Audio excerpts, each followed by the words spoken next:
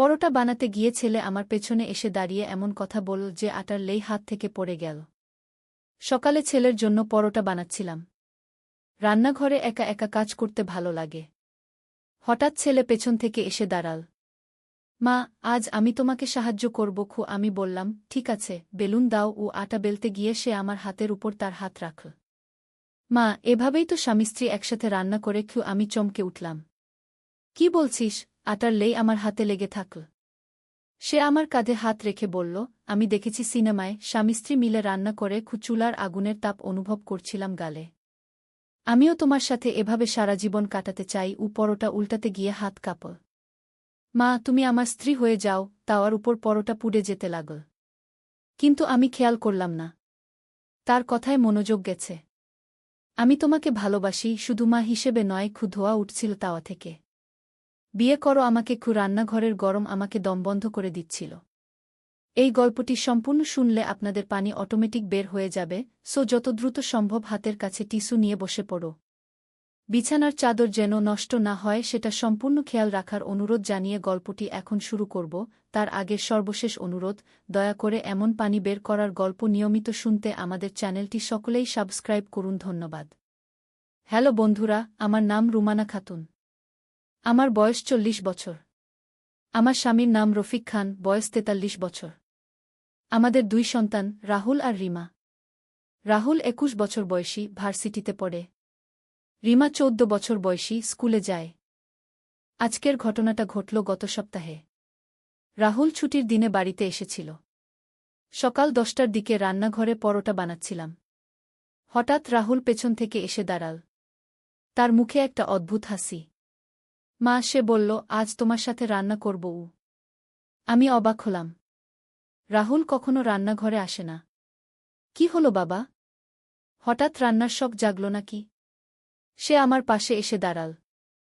মা, আমি তোমাকে একটা গোপন কথা বলব। তার গলার স্বর কেমন যেন অন্যরকম লাগছিল। আমি আর কোনো মেয়েকে বিয়ে করতে চাই না। আমি চমকে উঠলাম। মানে? কি বলছিস তুই? মা, আমি সিদ্ধান্ত নিয়েছি যে আমি তোমাকেই বিয়ে করব। সে আমার কাঁধে হাত রাখল। তুমিই আমার স্ত্রী হবে। আটার লেই আমার হাত থেকে পড়ে গেল। রাহুল, তুই কি বলছিস? আমি তোর মা। মা, আমি গভীরভাবে ভেবেছি।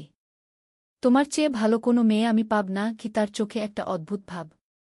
তুমি আমার সব চাহিদা পূরণ করতে পারবে। আমি কাঁপতে শুরু করলাম। রাহুল, তুই কি বলছিস? এসব কি? মা, আমি তোমাকে ভালোবাসি। শুধু মা হিসেবে নয়, একজন নারী হিসেবেও। সে আরও কাছে এসে দাঁড়াল। আমি তোমার সাথে সারা জীবন কাটাতে চাই। পরোটা তাওয়ার উপর পুড়ে যাচ্ছিল। কিন্তু আমি সেদিকে খেয়াল করতে পারছিলাম না। রাহুলের কথাগুলো আমার মাথায় ঘুরপাক খাচ্ছিল। রাহুল, তুই কি পাগল হয়ে গেছিস? আমি তোর মা। এসব কি বলছিস তুই? মা, আমি জানি এটা অস্বাভাবিক লাগছে। কিন্তু আমি সত্যি বলছি। সে আমার হাত ধরতে চাইল। আমি তোমাকে চাই। আমি পিছিয়ে গেলাম। রাহুল, তুই থাম। এসব বলিস না। মা, আমি সিরিয়াস। আমি তোমাকে বিয়ে করতে চাই। তার গলার স্বর আরও গভীর হয়ে উঠল। তুমি রাজি হবে তো? আমার মাথা ঝিমঝিম করছিল। রাহুল, এসব কি বলছিস? তুই কি মাথা খারাপ হয়ে গেছিস? মা, আমি কখনো এত সিরিয়াস ছিলাম না। আমি তোমাকে সত্যি ভালোবাসি। সে আমার দিকে তাকিয়ে রইল। তুমি আমার হয়ে যাবে? আমি আর সহ্য করতে পারলাম না। রাহুল, তুই এখনই এসব বন্ধ কর। আমি তোর মা। এসব কথা বলতে নেই। মা, আমি তোমার জন্য অপেক্ষা করব। সে হেসে বলল। যতদিন লাগুক না কেন। এমন সময় দরজায় কলিংবেল বাজল। আমি তাড়াতাড়ি দরজার দিকে গেলাম। দরজা খুলে দেখি আমাদের পাশের বাড়ির আন্টি। রুমানা, কি খবর? ভালো আছো তো? জি আন্টি, ভালো আছি। আমি কোনোরকমে নিজেকে সামলালাম। একটা কথা বলবো। তোমার রাহুলকে নিয়ে আমার হৃদয় দপদপ করতে লাগল। কি হয়েছে আন্টি? আসলে গতকাল রাতে আমি দেখলাম রাহুল অদ্ভুত আচরণ করছে। সে বারবার তোমার ঘরের জানালার দিকে তাকিয়ে থাকে। আমার শরীর ঠান্ডা হয়ে গেল। কি বলছেন আন্টি? রুমানা, আমি মনে করি রাহুলের কিছু সমস্যা হয়েছে। তার আচরণ স্বাভাবিক নয়। আন্টি চলে যাওয়ার পর আমি রান্নাঘরে ফিরে গেলাম। রাহুল সেখানে ছিল না, কিন্তু তাওয়ার উপর একটা কাগজ পড়ে আছে। আমি কাগজটা তুলে পড়লাম। মা, আমি জানি তুমি এখন বুঝতে পারছ না, কিন্তু আমি সত্যি তোমাকে ভালোবাসি। আমি অপেক্ষা করব, একদিন তুমি আমার হয়ে যাবে। তোমার রাহুল গো। আমার হাত কাঁপছিল। এসব কি হচ্ছে? রাহুল কেন এমন আচরণ করছে? বিকেলে রফিক বাড়ি ফিরল। আমি সব কিছু তাকে বললাম। রফিক প্রথমে বিশ্বাস করতে পারল না। রুমানা, তুমি নিশ্চয়ই ভুল বুঝেছ। রাহুল এমন কিছু বলতে পারে না গি। রফিক, আমি সত্যি বলছি। রাহুল এসব বলেছে গু। রফিক গম্ভীর হয়ে গেল। রাহুল কোথায়? জানি না। দুপুর থেকে দেখি না গি। সন্ধেবেলা রাহুল বাড়ি ফিরল। রফিক তাকে ডেকে নিল। রাহুল, তুমি আজ তোমার মায়ের সাথে কি কথা বলেছ? রাহুল হেসে বলল, বাবা, আমি মায়ের সাথে রান্না করার কথা বলেছি। আর কিছু বলনি? না বাবা, আর কিছু বলিনি। রাহুল নির্দোষভাবে হাসল। কিন্তু তার চোখে যে ভাবটা ছিল সেটা আমি ভুলতে পারছিলাম না। মনে হচ্ছিল সে মিথ্যা বলছে। রাতে রফিক আমাকে বলল, রুমানা, তুমি নিশ্চয়ই ভুল বুঝেছ। রাহুল এমন কিছু বলবে না গি। কিন্তু আমি জানতাম যে আমি ভুল বুঝিনি। রাহুল সত্যিই সেসব কথা বলেছিল। পরের কয়েকদিন রাহুল স্বাভাবিকভাবেই আচরণ করল। কিন্তু আমি লক্ষ্য করলাম যে সে আমার দিকে অন্যরকমভাবে তাকায়। তার চোখে একটা অদ্ভুত ভাব থাকে। একদিন রিমা স্কুল থেকে ফিরে বলল, মা, রাহুল ভাই আজ স্কুলের সামনে দাঁড়িয়েছিল। সে আমাকে তোমার সম্পর্কে কিছু প্রশ্ন করেছে গি। কি ধরনের প্রশ্ন? সে জানতে চেয়েছে তুমি কখন একা থাকো, কখন বাজারে যাও, এসব। আমার ভয় আরও বেড়ে গেল। রাহুল কেন রিমাকে এসব প্রশ্ন করছে? সেদিন রাতে আমি জেগে থাকলাম। রাত ৩টার দিকে শুনলাম কেউ যেন আমার ঘরের দরজার কাছে পায়চারি করছে। আমি চুপচাপ শুনতে থাকলাম। কিছুক্ষণ পর আওয়াজ থেমে গেল। সকালে উঠে দেখি আমার ড্রেসিং টেবিলের উপর একটা গোলাপ ফুল রাখা। আমি নিশ্চিত যে গতকাল সেখানে কোনো ফুল ছিল না। আমি রফিককে সব কিছু বললাম। রফিক এবার গুরুত্বের সাথে শুনল। রুমানা, আমি মনে করি আমাদের রাহুলকে কোনো ডাক্তার দেখানো উচিতকে। কিন্তু রাহুল ডাক্তার দেখাতে রাজি হল না। সে বলল, আমার কোনো সমস্যা নেই। আমি একদম ভালো আছি। পরের দিন আমি একা বাড়িতে ছিলাম। রিমা স্কুলে, রফিক অফিসে। রাহুল কলেজে যাওয়ার কথা। কিন্তু দুপুরের দিকে সে বাড়ি ফিরল। মা, আজ ক্লাস ছিল না। গুসে আমার দিকে তাকিয়ে হাসল। আমি অস্বস্তি বোধ করলাম। তুই দুপুরে খাবি? হ্যাঁ মা। কিন্তু তার আগে আমি তোমার সাথে একটু কথা বলতে চাই। আমার হৃদয় দপদ করতে লাগল। কি কথা? মা, আমি গতবার যা বলেছিলাম সেটা নিয়ে কি সে কাছে এসে দাঁড়াল? আমি এখনও সেই কথায় আছি। রাহুল, আমি তোকে আগেই বলেছি গি। মা, আমি জানি এটা কঠিন। কিন্তু আমি তোমার জন্য অপেক্ষা করব। সে আমার হাত ধরতে চাইল। আমি পিছিয়ে গেলাম। রাহুল, তুই এসব ভুলে যা। এসব স্বাভাবিক নয় গু। মা, আমার কাছে এটাই স্বাভাবিক। তার চোখে একটা অদ্ভুত চমক। আমি তোমাকে ছাড়া বাঁচতে পারব না গি। এমন সময় হঠাৎ রাহুল থেমে গেল। তার মুখের ভাব পাল্টে গেল। সে মাথায় হাত দিয়ে বলল, মা, আমার মাথা ব্যথা করছে গি। কি হলো বাবা? মা, আমি কি বলছিলাম? সে বিভ্রান্ত চোখে আমার দিকে তাকাল। আমার কিছু মনে নেই গি। আমি অবাক হলাম। রাহুল কি সত্যিই ভুলে গেছে? তুই কিছু বলিসনি বাবা? শুধু মাথা ব্যথার কথা বলছিলি। রাহুল কপালে হাত দিয়ে বসল। মা, আমার মাথা খুব ব্যথা করছে। আর কেমন যেন ঝিমঝিম করছে গি। আমি তাকে ব্যথার ওষুধ দিলাম। কিছুক্ষণ পর সে ভালো হয়ে গেল। কিন্তু তার আচরণ একদম স্বাভাবিক হয়ে গেছে। মনে হচ্ছিল আগের সেই রাহুল নেই। সন্ধেবেলা রফিক বাড়ি ফিরলে আমি সব কিছু বললাম। রফিক চিন্তিত হয়ে পড়ল। রুমানা, আমার মনে হয় রাহুলের কোনো মানসিক সমস্যা হয়েছে। আমাদের অবশ্যই ডাক্তার দেখাতে হবে গু। পরের দিন আমরা রাহুলকে নিয়ে একজন মানসিক চিকিৎসকের কাছে গেলাম। ডাক্তার রাহুলের সাথে অনেকক্ষণ কথা বললেন। তারপর আমাদের বললেন, আপনাদের ছেলের পার্সোনালিটি ডিসঅর্ডার হয়েছে। এটা চিকিৎসায় ভালো হবে। ডাক্তার আমাদের বুঝিয়ে দিলেন যে রাহুলের মধ্যে দুইটা আলাদা ব্যক্তিত্ব কাজ করছে। একটা স্বাভাবিক রাহুল আর আরেকটা যে অস্বাভাবিক আচরণ করে। এই ধরনের সমস্যা সাধারণত চাপ বা ট্রমার কারণে হয়, যে ডাক্তার বললেন। নিয়মিত থেরাপি আর ওষুধে এটা নিয়ন্ত্রণে থাকবে। আমরা স্বস্তির নিঃশ্বাস ফেললাম।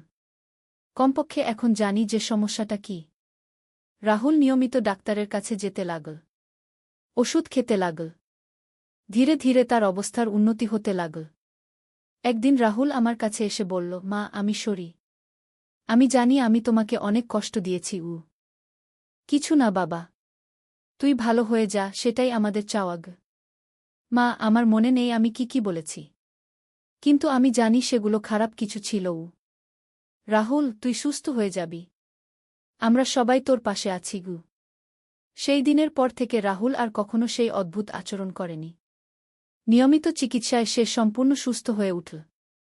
আজ রাহুল আবার কলেজে নিয়মিত যায়। বন্ধুদের সাথে খেলাধুলা করে। আমাদের সাথে স্বাভাবিকভাবে কথা বলে। সেই অদ্ভুত সময়টা আমরা সবাই ভুলে যেতে চেষ্টা করছি। কিন্তু আমি এখনো মাঝে মাঝে ভাবি, যদি আমরা সময়মতো চিকিৎসা না করাতাম তাহলে কি হতো। রাহুলের এই সমস্যা আরও বেড়ে যেত। এই ঘটনা আমাদের শিখিয়েছে যে মানসিক স্বাস্থ্য কত গুরুত্বপূর্ণ।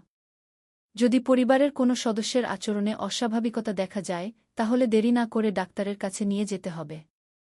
আজ রাহুল ইউনিভার্সিটি থেকে পাশ করে একটা ভালো চাকরি পেয়েছে। একটা ভালো মেয়ের সাথে তার বিয়ে ঠিক হয়েছে। সবকিছু ঠিক হয়ে গেছে। মাঝে মাঝে রাহুল আমাকে বলে, মা, ধন্যবাদ যে তুমি আমার পাশে ছিলে। তুমি যদি ধৈর্য না রাখতে তাহলে আমি কখনো সুস্থ হতে পারতাম না। আমি তাকে বলি, বাবা, মা ছেলের সম্পর্ক এমনই। মা কখনো ছেলেকে ছেড়ে দিতে পারে না, যত বড় সমস্যাই হোক না কেন। আজ আমি বুঝতে পারি যে পারিবারিক ভালোবাসা আর ধৈর্যই পারে যে কোনো সমস্যার সমাধান করতে। আর সঠিক সময়ে সঠিক চিকিৎসা নিলে যে কোনো মানসিক সমস্যা ভালো হয়ে যায়। রাহুল এখন একজন সফল যুবক। তার একটা সুখী পরিবার আছে। আমাদের সাথে তার সম্পর্ক খুবই ভালো। সেই ভয়ঙ্কর সময়ের কথা আমরা কেউই আর মনে রাখি না। এই অভিজ্ঞতা আমাদের পরিবারকে আরও দৃঢ় করেছে। আমরা বুঝেছি যে পরিবারের সবাই মিলে থাকলে কোনো সমস্যাই বড় নয়। ভালোবাসা আর বোঝাপড়া দিয়ে সব সমস্যার সমাধান হয়। আজ যখন আমি এই গল্প বলছি, তখন রাহুল আমার পাশেই বসে আছে। সে হাসতে হাসতে বলছে, মা, আমার কাছে এসব অবিশ্বাস্য লাগে। আমি কি করে এমন আচরণ করেছিলাম? আমি বলি, বাবা, সেই সময় তুই অসুস্থ ছিলি। এখন তুই সুস্থ। সেটাই আমাদের কাছে গুরুত্বপূর্ণ। রিমাও এখন বড় হয়েছে। সে স্কুলে ভালো রেজাল্ট করছে। আমাদের পরিবারে এখন শান্তি আর আনন্দ। রফিক প্রায় বলে, রুমানা, তোমার ধৈর্য আর বুদ্ধিমত্তার কারণেই আমরা এই কঠিন সময় পার করতে পেরেছি।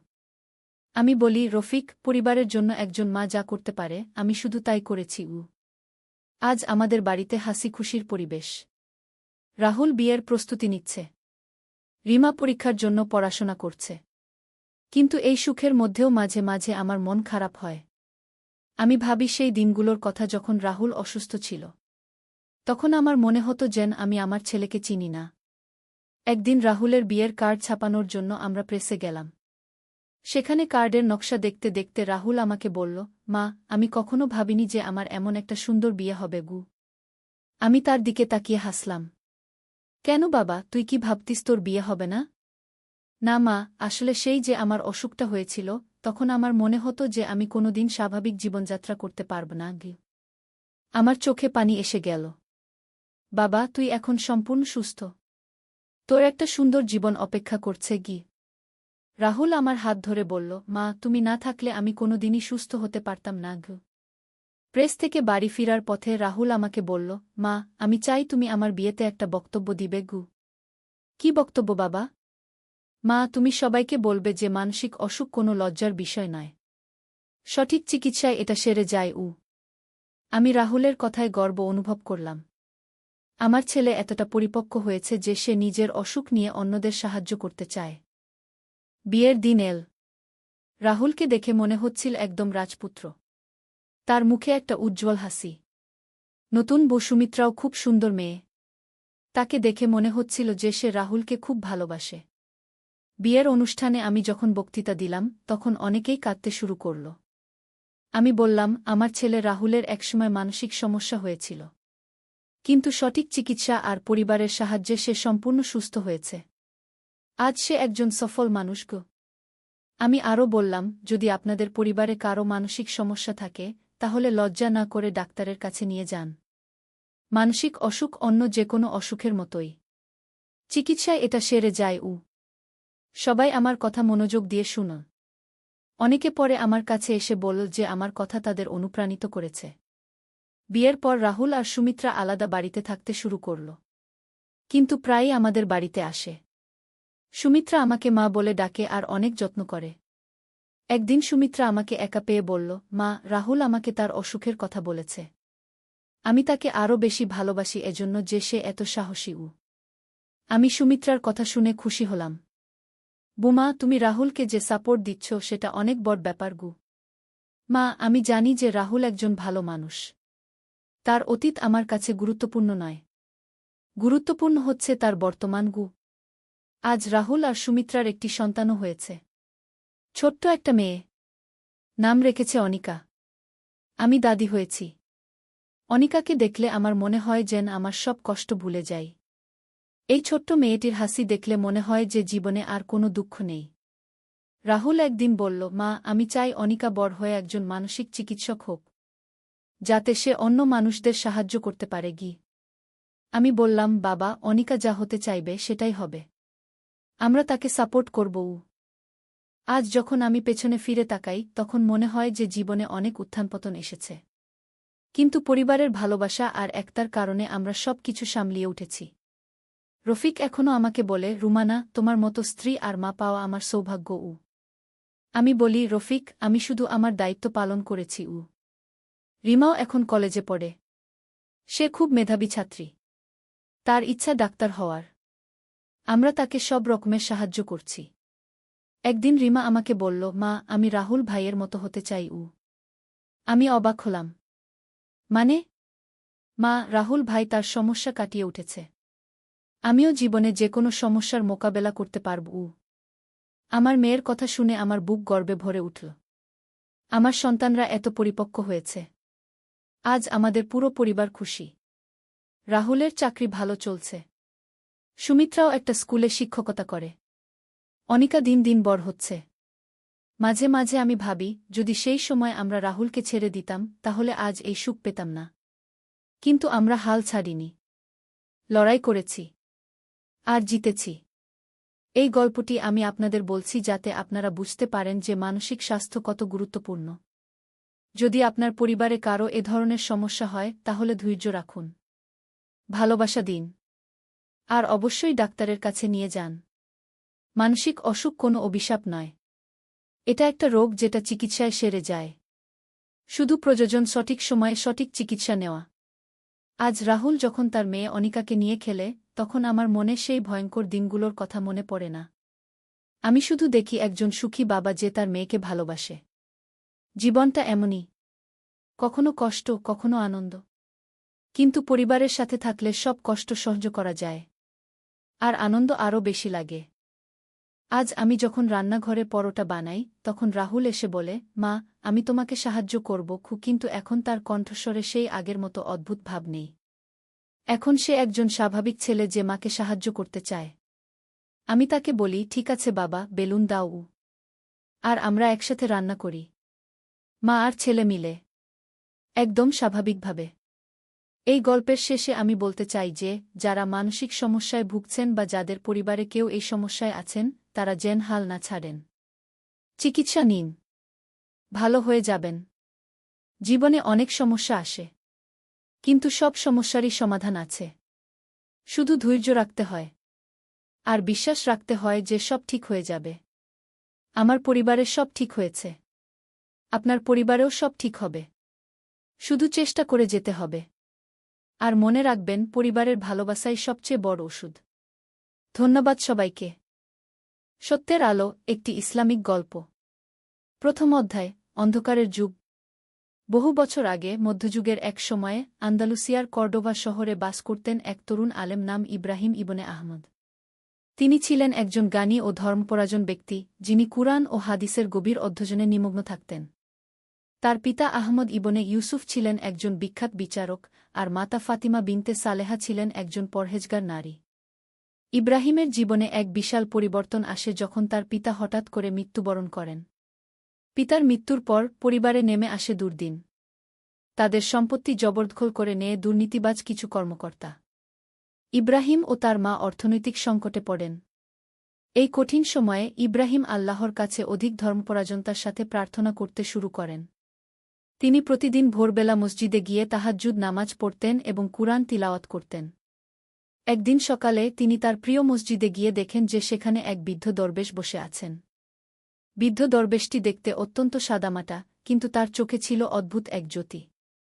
তিনি ইব্রাহিমকে দেখে মুচকি হাসলেন এবং বললেন, বৎস, তুমি কি জানো যে আল্লাহ তাআলা তাদের পরীক্ষা করেন যাদের তিনি ভালোবাসেন? ইব্রাহিম উত্তর দিলেন, হ্যাঁ শায়খ। কিন্তু কখনো কখনো মনে হয় যে এই পরীক্ষা অনেক কঠিন। বৃদ্ধ দরবেশ বললেন, আল্লাহর রহমত অসীম বৎস। তুমি যদি ধৈর্য ধারণ করো এবং আল্লাহর উপর ভরসা রাখো, তাহলে দেখবে যে প্রতিটি কষ্টের পরেই রয়েছে স্বস্তি। এই কথোপকথনের পর দরবেশটি ইব্রাহিমকে একটি পুরানো কুরআনের কপি দিলেন। তিনি বললেন, এই কিতাবটি তোমার দাদার ছিল। তিনি আমার কাছে এটি রেখে গিয়েছিলেন তোমার জন্য। এর মধ্যে লুকানো আছে বিশেষ কিছু গান যা তোমার জীবনে পরিবর্তন আনবে। ইব্রাহিম কুরআনটি হাতে নিয়ে দেখলেন যে এটি অত্যন্ত পুরানো এবং এর পাতাগুলিতে বিভিন্ন টিকা লেখা রয়েছে। তিনি দরবেশটিকে ধন্যবাদ জানাতে চাইলেন, কিন্তু ফিরে তাকিয়ে দেখলেন যে দরবেশটি অদৃশ্য হয়ে গেছেন। দ্বিতীয় অধ্যায়, রহস্যময় কুরআন। বাড়ি ফিরে ইব্রাহিম মনোযোগ সহকারে কুরআনটি পড়তে শুরু করলেন। তিনি দেখলেন যে মার্জিনে লেখা টিকাগুলি আরবি, ফার্সি এবং অন্য কোনো ভাষায় লেখা। সেই রাতে তিনি স্বপ্নে দেখলেন যে তার দাদা তার কাছে এসেছেন। স্বপনে তার দাদা বললেন, প্রিয় নাতি, এই কুরআনটি শুধু একটি সাধারণ কিতাব নয়। এর মধ্যে রয়েছে আমাদের পরিবারের গোপন ইতিহাস এবং এমন কিছু গান যা তোমাকে সত্যিকারের সম্পদের দিকে নিয়ে যাবে। কিন্তু দাদাজান, আমি তো এই টিকাগুলি পড়তে পারছি না। ইব্রাহিম বললেন, ধৈর্য রাখো বৎস। আল্লাহ যখন চাইবেন তখন তোমার কাছে সবকিছু স্পষ্ট হয়ে যাবে। তবে মনে রেখো, প্রকৃত সম্পদ হল গান এবং আল্লাহর সন্তুষ্টি। পরদিন সকালে ঘুম থেকে উঠে ইব্রাহিম আবার কুরআনটি নিয়ে বসলেন। হঠাৎ করে তিনি লক্ষ্য করলেন যে সূরা আল বাকারার একটি আয়াতের পাশে একটি ছোট্ট ম্যাপ আঁকা রয়েছে। ম্যাপটি দেখে তার মনে হল এটি কর্ডোভা শহরের কোনো অংশের নকশা। ইব্রাহিম সিদ্ধান্ত নিলেন যে তিনি এই ম্যাপ অনুসরণ করে দেখবেন কোথায় তা নিয়ে যায়। তিনি তার মাকে বিষয়টি জানালেন। তার মা ফাতিমা প্রথমে চিন্তিত হলেন, কিন্তু পরে বললেন, বৎস, তোমার দাদা সত্যিই একজন বিশেষ মানুষ ছিলেন। তিনি যদি কিছু রেখে গিয়ে থাকেন তাহলে তা অবশ্যই কোনো ভালো উদ্দেশ্যে গিয়ে। তৃতীয় অধ্যায়, রহস্যময় যাত্রা। পরদিন জুমার নামাজের পর ইব্রাহিম ম্যাপ অনুসরণ করে বের হলেন। ম্যাপটি তাকে শহরের পুরানো অংশে নিয়ে গেল, যেখানে ছিল প্রাচীন একটি লাইব্রেরি। এই লাইব্রেরিটি খুদার আল হিকমাহ গানের ঘর নামে পরিচিত ছিল। লাইব্রেরিতে প্রবেশ করে ইব্রাহিম দেখলেন যে সেখানে হাজার হাজার পুরানো পুস্তক রয়েছে। লাইব্রেরির রক্ষক ছিলেন এক বৃদ্ধ আলেম নামে আবু ইউসুফ। তিনি ইব্রাহিমকে দেখে বললেন, তুমি নিশ্চয়ই আহমদ ইবনে ইউসুফের পুত্র? জি হ্যাঁ, আমি ইব্রাহিম। তিনি উত্তর দিলেন, তোমার দাদা আবদুল্লাহ ইবনে ইব্রাহিম আমার খুব প্রিয় বন্ধু ছিলেন। তিনি বলেছিলেন যে একদিন তার নাতি এখানে আসবে এবং তার রেখে যাওয়া গানভাণ্ডার খোঁজ করবে। আবু ইউসুফ ইব্রাহিমকে লাইব্রেরির গোপন কক্ষে নিয়ে গেলেন। সেখানে ছিল বিরল পুস্তকের সংগ্রহ। তিনি একটি বিশেষ তাক থেকে একটি পুস্তক বের করে বললেন, এটি তোমার দাদার লেখা। এর নাম মিসবাহুল হিদায়াহ, হেদায়েতের প্রদীপ। ইব্রাহিম পুস্তকটি খুলে দেখলেন যে এর মধ্যে রয়েছে গভীর ইসলামী গান, দর্শন এবং জীবনের নির্দেশনা। পুস্তকের শেষ পাতায় তার দাদা লিখেছিলেন, প্রিয় নাতি, যদি তুমি এই পুস্তক পড়ো তাহলে জেনো যে আল্লাহর পথে জ্ঞান অর্জনই সবচেয়ে বড় সম্পদ। এই লাইব্রেরিতে রয়েছে আমার সংগ্রহ করা বিশেষ পুস্তক যা মানুষের কল্যাণে ব্যবহার করবে। চতুর্থ অধ্যায়, জ্ঞানের আলো। আবু ইউসুফ ইব্রাহিমকে বললেন, তোমার দাদা এই লাইব্রেরির অর্ধেক অংশের মালিক ছিলেন। তিনি তার ইচ্ছাপত্রে লিখে গেছেন যে এগুলো তোমাকে দিয়ে দিতে। কিন্তু তিনি একটি শর্ত দিয়েছেন। কি শর্ত? ইব্রাহিম জিজ্ঞেস করলেন। তোমাকে 1 বছর এখানে এসে জ্ঞান অর্জন করতে হবে। তারপর তুমি এই জ্ঞান দিয়ে মানুষের সেবা করবে। শুধুমাত্র নিজের জন্য নয়, বরং পুরো উম্মাহর জন্য। ইব্রাহিম সন্তুষ্ট চিত্তে এই শর্ত মেনে নিলেন। তিনি প্রতিদিন ফজরের নামাজের পর লাইব্রেরিতে আসতেন এবং বিভিন্ন বিষয়ে অধ্যয়ন করতেন।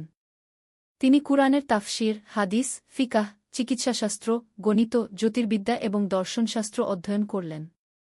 মাসের পর মাস কেটে গেল। ইব্রাহিমের জ্ঞান দিন দিন বৃদ্ধি পেতে লাগল।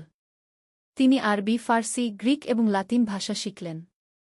এমনকি তিনি সেই রহস্যময় ভাষাটিও শিখলেন যা তার দাদার কুরআনে লেখা ছিল। একদিন তিনি বুঝতে পারলেন যে সেই ভাষাটি ছিল হিব্রু ভাষা।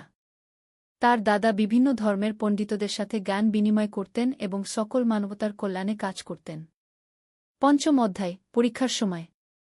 1 বছর পূর্ণ হওয়ার আগেই কর্ডোভায় একটি ভয়ানক মহামারী দেখা দিল। মানুষ দলে দলে মৃত্যুবরণ করতে লাগল। চিকিৎসকরা এই রোগের কোনো সমাধান খুঁজে পেলেন না। ইব্রাহিম তার অধ্যয়ন করা চিকিৎসাশাস্ত্রের বই থেকে এই রোগের চিকিৎসা খোঁজার চেষ্টা করলেন।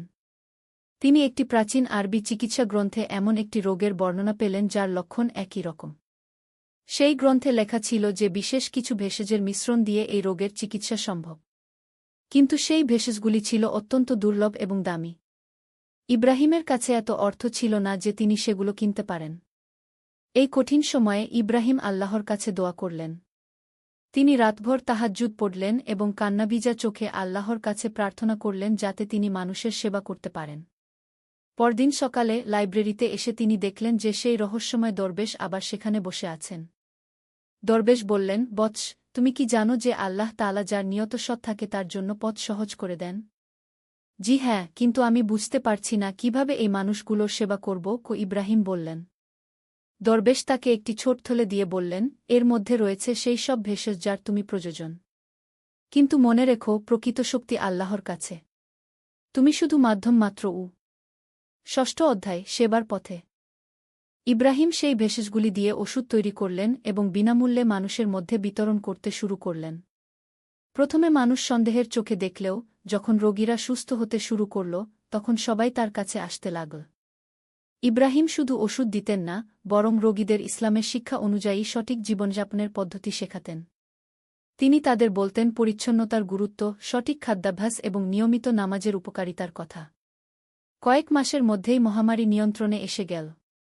মানুষ ইব্রাহিমকে হাকিম ইব্রাহিম, চিকিৎসক ইব্রাহিম নামে ডাকতে শুরু করল। কিন্তু ইব্রাহিম সব প্রশংসা আল্লাহর দিকে ফিরিয়ে দিতেন। এই সময়ে শহরের কাজী, বিচারক ইব্রাহিমের কাছে এলেন। তিনি বললেন, তুমি একজন সত্যিকারের মুসলিম। আমি তোমাকে শহরের প্রধান চিকিৎসক এবং ইসলামী শিক্ষক হিসেবে নিযোগ দিতে চাই। ইব্রাহিম নম্রভাবে এই প্রস্তাব গ্রহণ করলেন। কিন্তু তিনি শর্ত দিলেন যে তিনি গরিব মানুষের সেবা বিনামূল্যে করবেন এবং ধনীদের কাছ থেকে নেওয়া অর্থ দিয়ে গরিবদের সাহায্য করবেন। সপ্তম অধ্যায়, প্রেম ও বিবাহ। ইব্রাহিমের খ্যাতি যখন চারদিকে ছড়িয়ে পড়ল তখন শহরের একজন ধনী ব্যবসায়ী আব্দুর রহমান ইবনে সুলাইমান তার কন্যা আয়েশার সাথে ইব্রাহিমের বিয়ের প্রস্তাব দিলেন। আয়েশা ছিলেন অত্যন্ত সুন্দরী, বুদ্ধিমতী এবং ধর্মপরায়ণ একজন নারী। তিনি কুরআন হাফেজ ছিলেন এবং আরবি সাহিত্যে পণ্ডিত ছিলেন। ইব্রাহিমের মা ফাতিমা এই বিবাহের প্রস্তাবে খুশি হলেন। ইব্রাহিম ইস্তিখারা নামাজ পড়ে আল্লাহর কাছে দোয়া করলেন। তিনি স্বপ্নে দেখলেন যে তার দাদা এসে তাকে বলছেন, এই বিবাহ তোমার জন্য কল্যাণকর হবে। আয়েশা তোমার জীবনের সাথী হয়ে তোমাকে দিনের কাজে সাহায্য করবে। বিবাহের পর ইব্রাহিম ও আয়েশা একসাথে মানুষের সেবা করতে শুরু করলেন।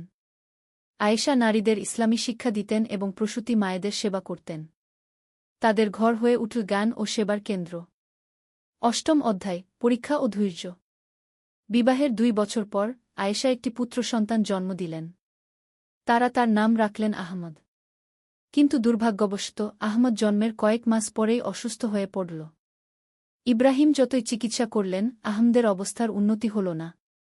এই সময় ইব্রাহিমের ঈমানের পরীক্ষা হল। তিনি মাঝে মাঝে নিজেকে প্রশ্ন করতেন, আমি অন্যদের সুস্থ করতে পারি, কিন্তু আমার নিজের সন্তানকে কেন পারি না? একদিন রাতে ইব্রাহিম ও আয়েশা দুজনেই কান্নাভিজা চোখে আল্লাহর কাছে দোয়া করছিলেন। হঠাৎ করে আহমদের জ্বর ছেড়ে গেল এবং সে সুস্থ হয়ে উঠল।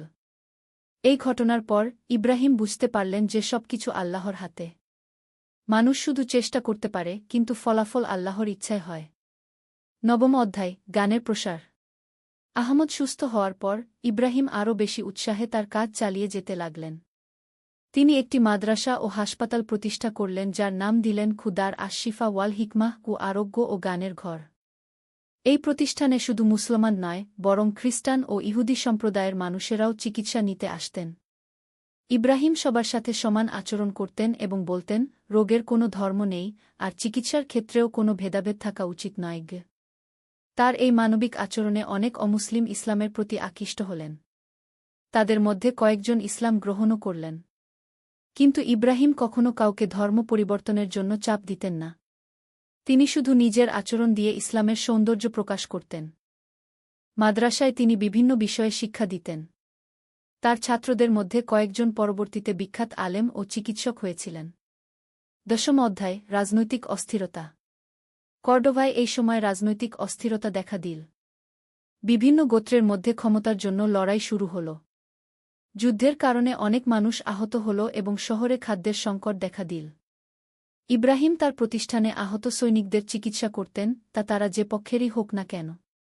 তিনি বলতেন, একজন চিকিৎসকের কাজ হল মানুষের সেবা করা, রাজনীতি করা নয়। এই নিরপেক্ষ অবস্থানের কারণে কিছু লোক তার উপর ক্ষুব্ধ হল। তারা অভিযোগ করল যে ইব্রাহিম শত্রুদের সাহায্য করছেন। একদিন একদল সশস্ত্র লোক তার বাড়িতে এসে তাকে হুমকি দিল।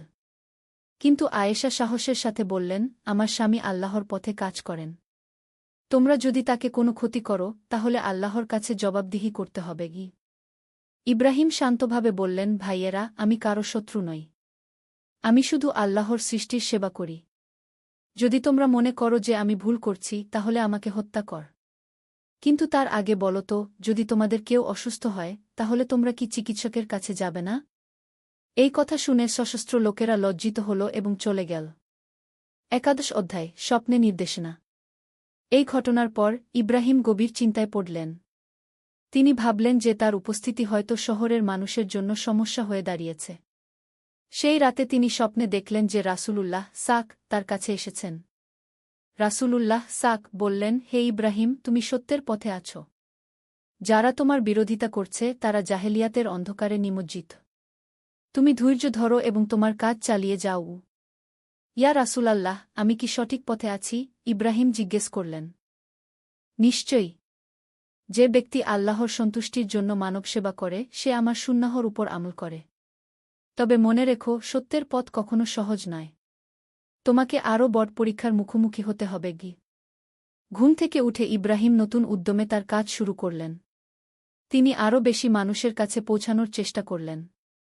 12ম অধ্যায়, নতুন চ্যালেঞ্জ। কয়েক মাস পর কর্ডোভায় একটি নতুন শাসক ক্ষমতায় এলেন। তিনি ছিলেন অত্যন্ত কঠোর এবং রক্ষণশীল।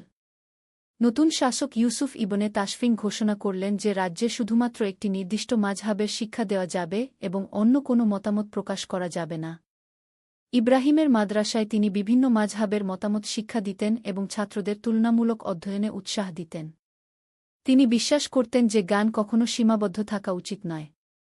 একদিন শাসকের পক্ষ থেকে একদল কর্মকর্তা এসে ইব্রাহিমকে বলল যে তাকে তার শিক্ষা পদ্ধতি বদলাতে হবে।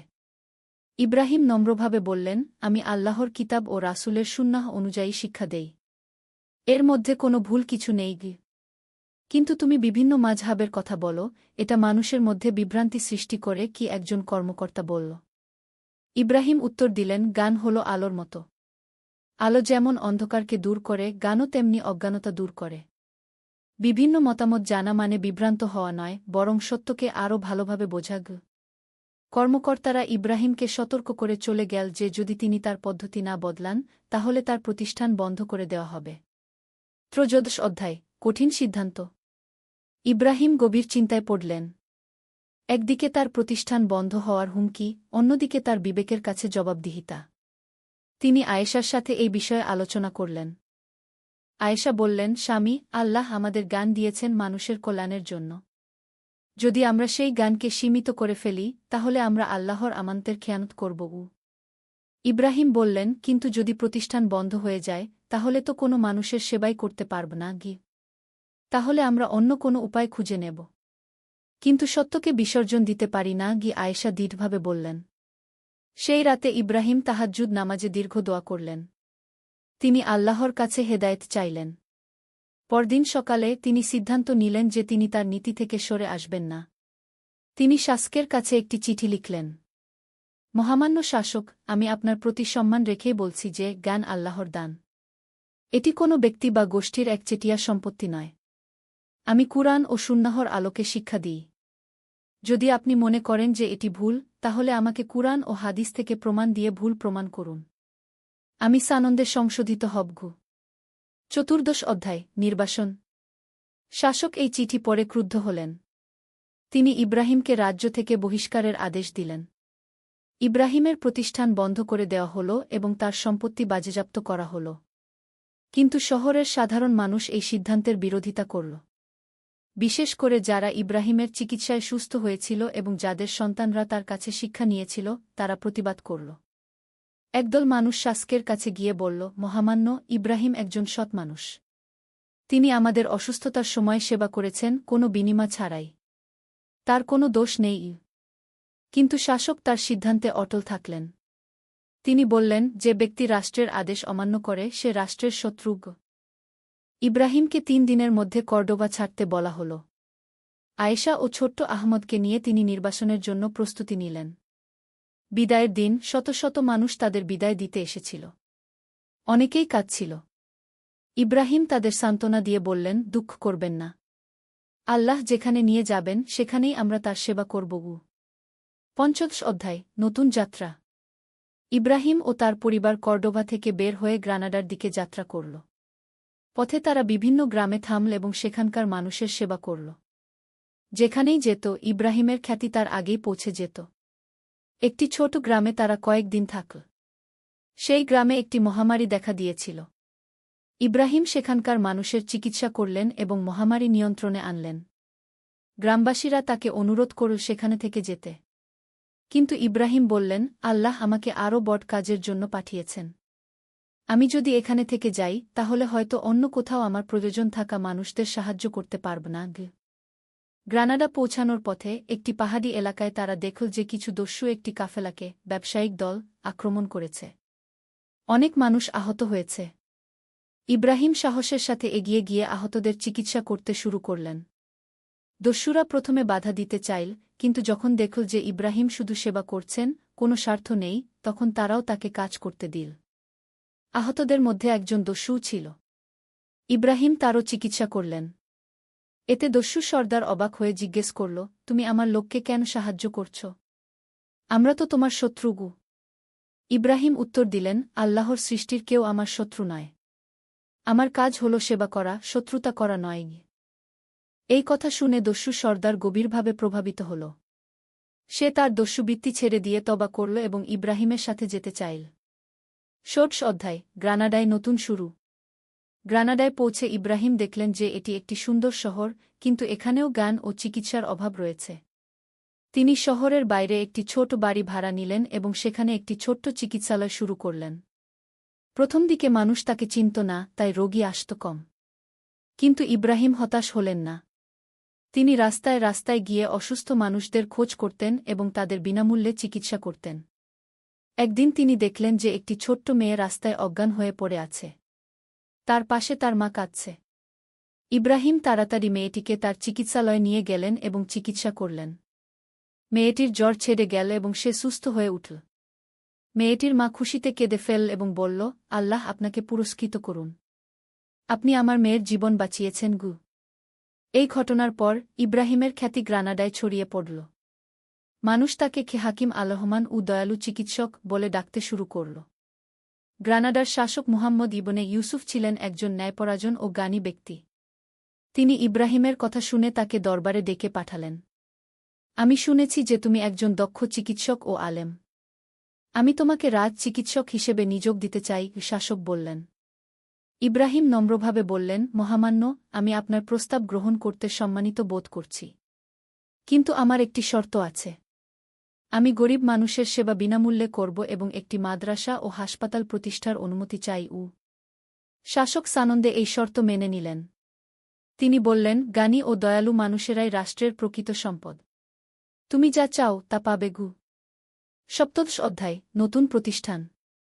গ্রানাডায় ইব্রাহিমের নতুন প্রতিষ্ঠান খুবায়েত আল হিকমাহ ওয়াশ শিফা জ্ঞান ও আরোগ্যের ঘর অত্যন্ত জনপ্রিয় হয়ে উঠল।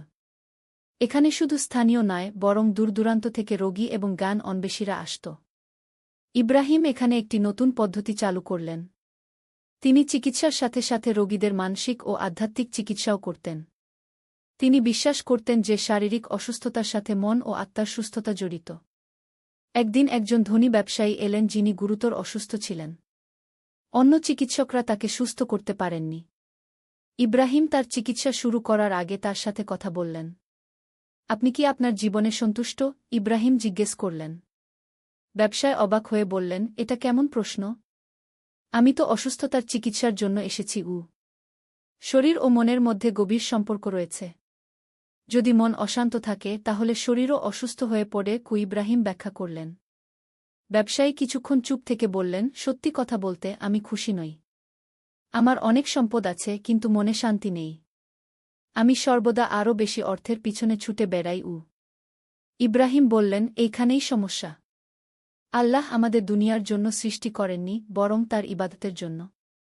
যখন আমরা সেই মূল উদ্দেশ্য ভুলে যাই তখন অশান্তি আসে। এই কথোপকথনের পর ইব্রাহিম ব্যবসায়ীর শারীরিক চিকিৎসার সাথে সাথে তাকে ইসলামের প্রকৃত শিক্ষা দিলেন। তিনি তাকে বোঝালেন কিভাবে সম্পদকে আল্লাহর পথে ব্যবহার করা যায় এবং কিভাবে মানসিক শান্তি পাওয়া যায়। কয়েক সপ্তাহের মধ্যেই ব্যবসায়ী সুস্থ হয়ে উঠলেন। তিনি ইব্রাহিমকে ধন্যবাদ দিয়ে বললেন, ডাক্তার, আপনি শুধু আমার শরীর নয়, আমার আত্মাকেও সুস্থ করেছেন। অষ্টাদশ অধ্যায়, পরিবারের বৃদ্ধি। গ্রানাডায় স্থিতিশীল জীবনযাপনের কয়েক বছর পর আয়েশা আরেকটি সন্তানের জন্ম দিলেন। এবার একটি কন্যা, যার নাম রাখা হল খাদিজা। আহমদ তখন 6 বছরের একটি বুদ্ধিমান ছেলে হয়ে উঠেছে। ইব্রাহিম তার সন্তানদের শিক্ষার প্রতি বিশেষ গুরুত্ব দিতেন। তিনি আহমদকে শুধু কুরআন হাদিস নয়, বরং গণিত, জ্যোতির্বিজ্ঞান, চিকিৎসাশাস্ত্র এবং বিভিন্ন ভাষাও শেখাতেন। একদিন আহমদ তার বাবাকে জিজ্ঞেস করল, আব্বু, আমরা কেন এত কিছু শিখি? অন্য বাচ্চারা তো শুধু খেলাধুলা করে। কি? ইব্রাহিম মুচকি হেসে বললেন, বেটা, জ্ঞান হল আল্লাহর সবচেয়ে বড় নিয়ামত। যে ব্যক্তি জ্ঞান অর্জন করে সে শুধু নিজের নয়, বরং পুরো মানবতার কল্যাণ করতে পারে। কিন্তু আমি তো এখনো ছোট। আহমদ বলল, ছোট হলেই কি হবে? জ্ঞান অর্জনের কোনো বয়স নেই। আর তুমি যত ছোট বয়সে শিখবে ততই তোমার মস্তিষ্ক সেই জ্ঞান ভালোভাবে গ্রহণ করবে। আহমদ খুশি হয়ে বলল, তাহলে আমি আরও বেশি পড়াশোনা করব, যাতে বড় হয়ে আব্বুর মতো মানুষের সেবা করতে পারি। একদিন আলী সাহেব সোহেলের অফিসে এলেন। সোহেল তাকে দেখে অবাক হয়ে গেল। স্যার, আপনি এখানে? হ্যাঁ সোহেল, তোমার অফিস একবার দেখতে চাইলাম। খুব সুন্দর হয়েছে। আলী সাহেব পুরো অফিস ঘুরে দেখলেন। কর্মচারীদের সাথে কথা বললেন। তারপর সোহেলের রুমে এসে বসলেন। সোহেল, তুমি অনেক দূর এসেছ। মনে আছে 7 বছর আগে তুমি যখন আমার অফিসে প্রথম এসেছিলে চা বানানোর কাজ করতে? হ্যাঁ স্যার, সব মনে আছে। আমি গর্বিত যে আমি তোমাকে একটা সুযোগ দিয়েছিলাম, আর তুমি সেই সুযোগকে কাজে লাগিয়েছ। জানো সফলতার মূল সূত্র কি? কি স্যার? কঠোর পরিশ্রম, সততা আর হাল না ছাড়া। তোমার মধ্যে এই 3টা গুণই আছে। সোহেল চোখে জল নিয়ে বলল, আপনি না থাকলে আজ আমি এখানে পৌঁছাতে পারতাম না স্যার। না সোহেল, আমি শুধু একটা দরজা খুলে দিয়েছিলাম। ভেতরে ঢুকে পথ তৈরি করেছ তুমি নিজে। আলী সাহেব চলে যাওয়ার আগে বললেন, আমার একটা বড় প্রজেক্ট আছে, একটা 20 ফ্লোর বিজনেস টাওয়ার। আমি চাই তুমি এই প্রজেক্টে আমার সাথে পার্টনার হও। 50-50 রাজি? সোহেল অবাক হয়ে গেল। এত বড় প্রজেক্ট? স্যার, আমার কি যথেষ্ট সামর্থ্য আছে? আছে, আমি বিশ্বাস করি। সোহেল রাজি হয়ে গেল। এটা তার জীবনের সবচেয়ে বড় প্রজেক্ট হবে। 50 অধ্যায়, বড় চ্যালেঞ্জ। 20 ফ্লোর বিজনেস টাওয়ারের কাজ শুরু হল। এটা সোহেলের জীবনের সবচেয়ে বড় চ্যালেঞ্জ। প্রজেক্টের বাজেট প্রায় 10 করোড় টাকা।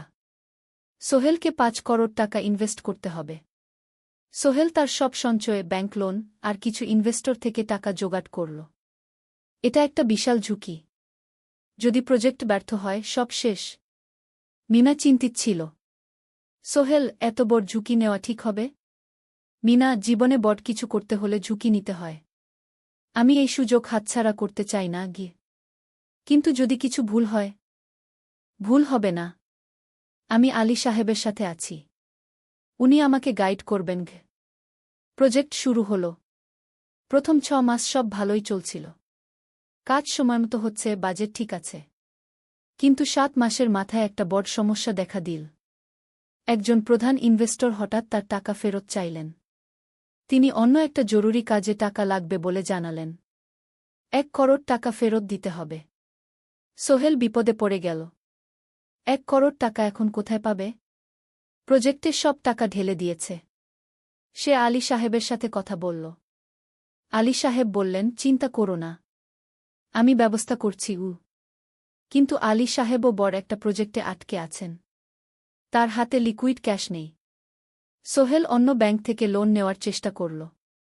কিন্তু ব্যাংক বলল, ইতিমধ্যে তার অনেক লোন আছে, নতুন লোন দিতে পারবে না। সোহেল রাতে ঘুমাতে পারছিল না। খাওয়া দাওয়া বন্ধ করে দিয়েছিল। মিনা তাকে দেখে খুব চিন্তিত হয়ে গেল। সোহেল, প্লিজ নিজেকে এভাবে শেষ করে ফেলো না। কোনো একটা রাস্তা বের হবেই কি।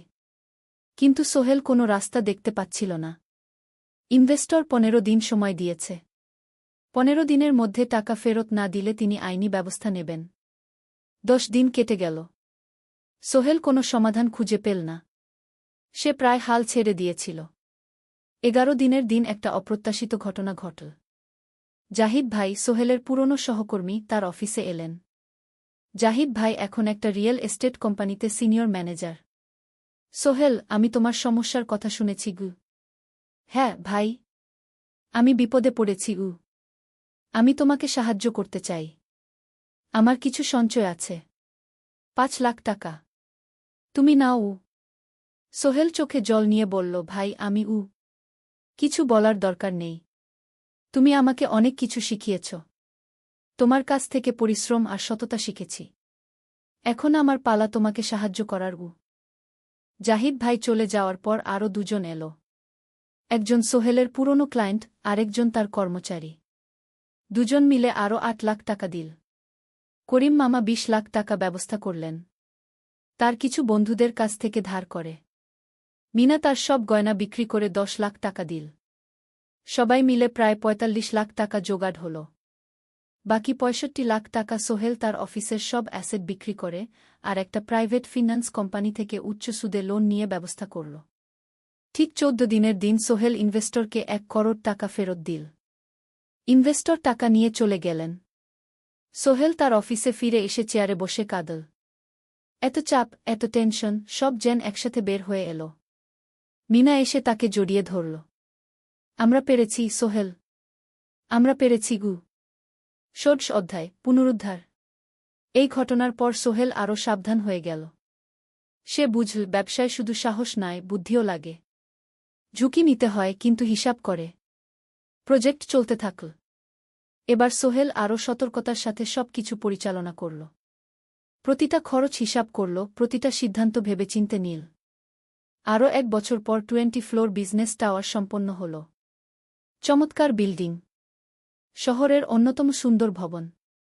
বিল্ডিংয়ের উদ্বোধন অনুষ্ঠানে শহরের মেয়র এলেন। অনেক ব্যবসায়ী, সাংবাদিক এলো।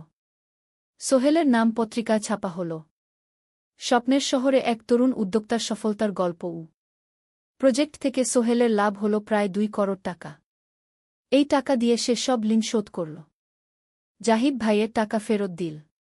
করিম মামার ঋণ শোধ করল। যারা সাহায্য করেছিল সবাইকে টাকা ফেরত দিল। মিনার জন্য নতুন গয়না কিনল।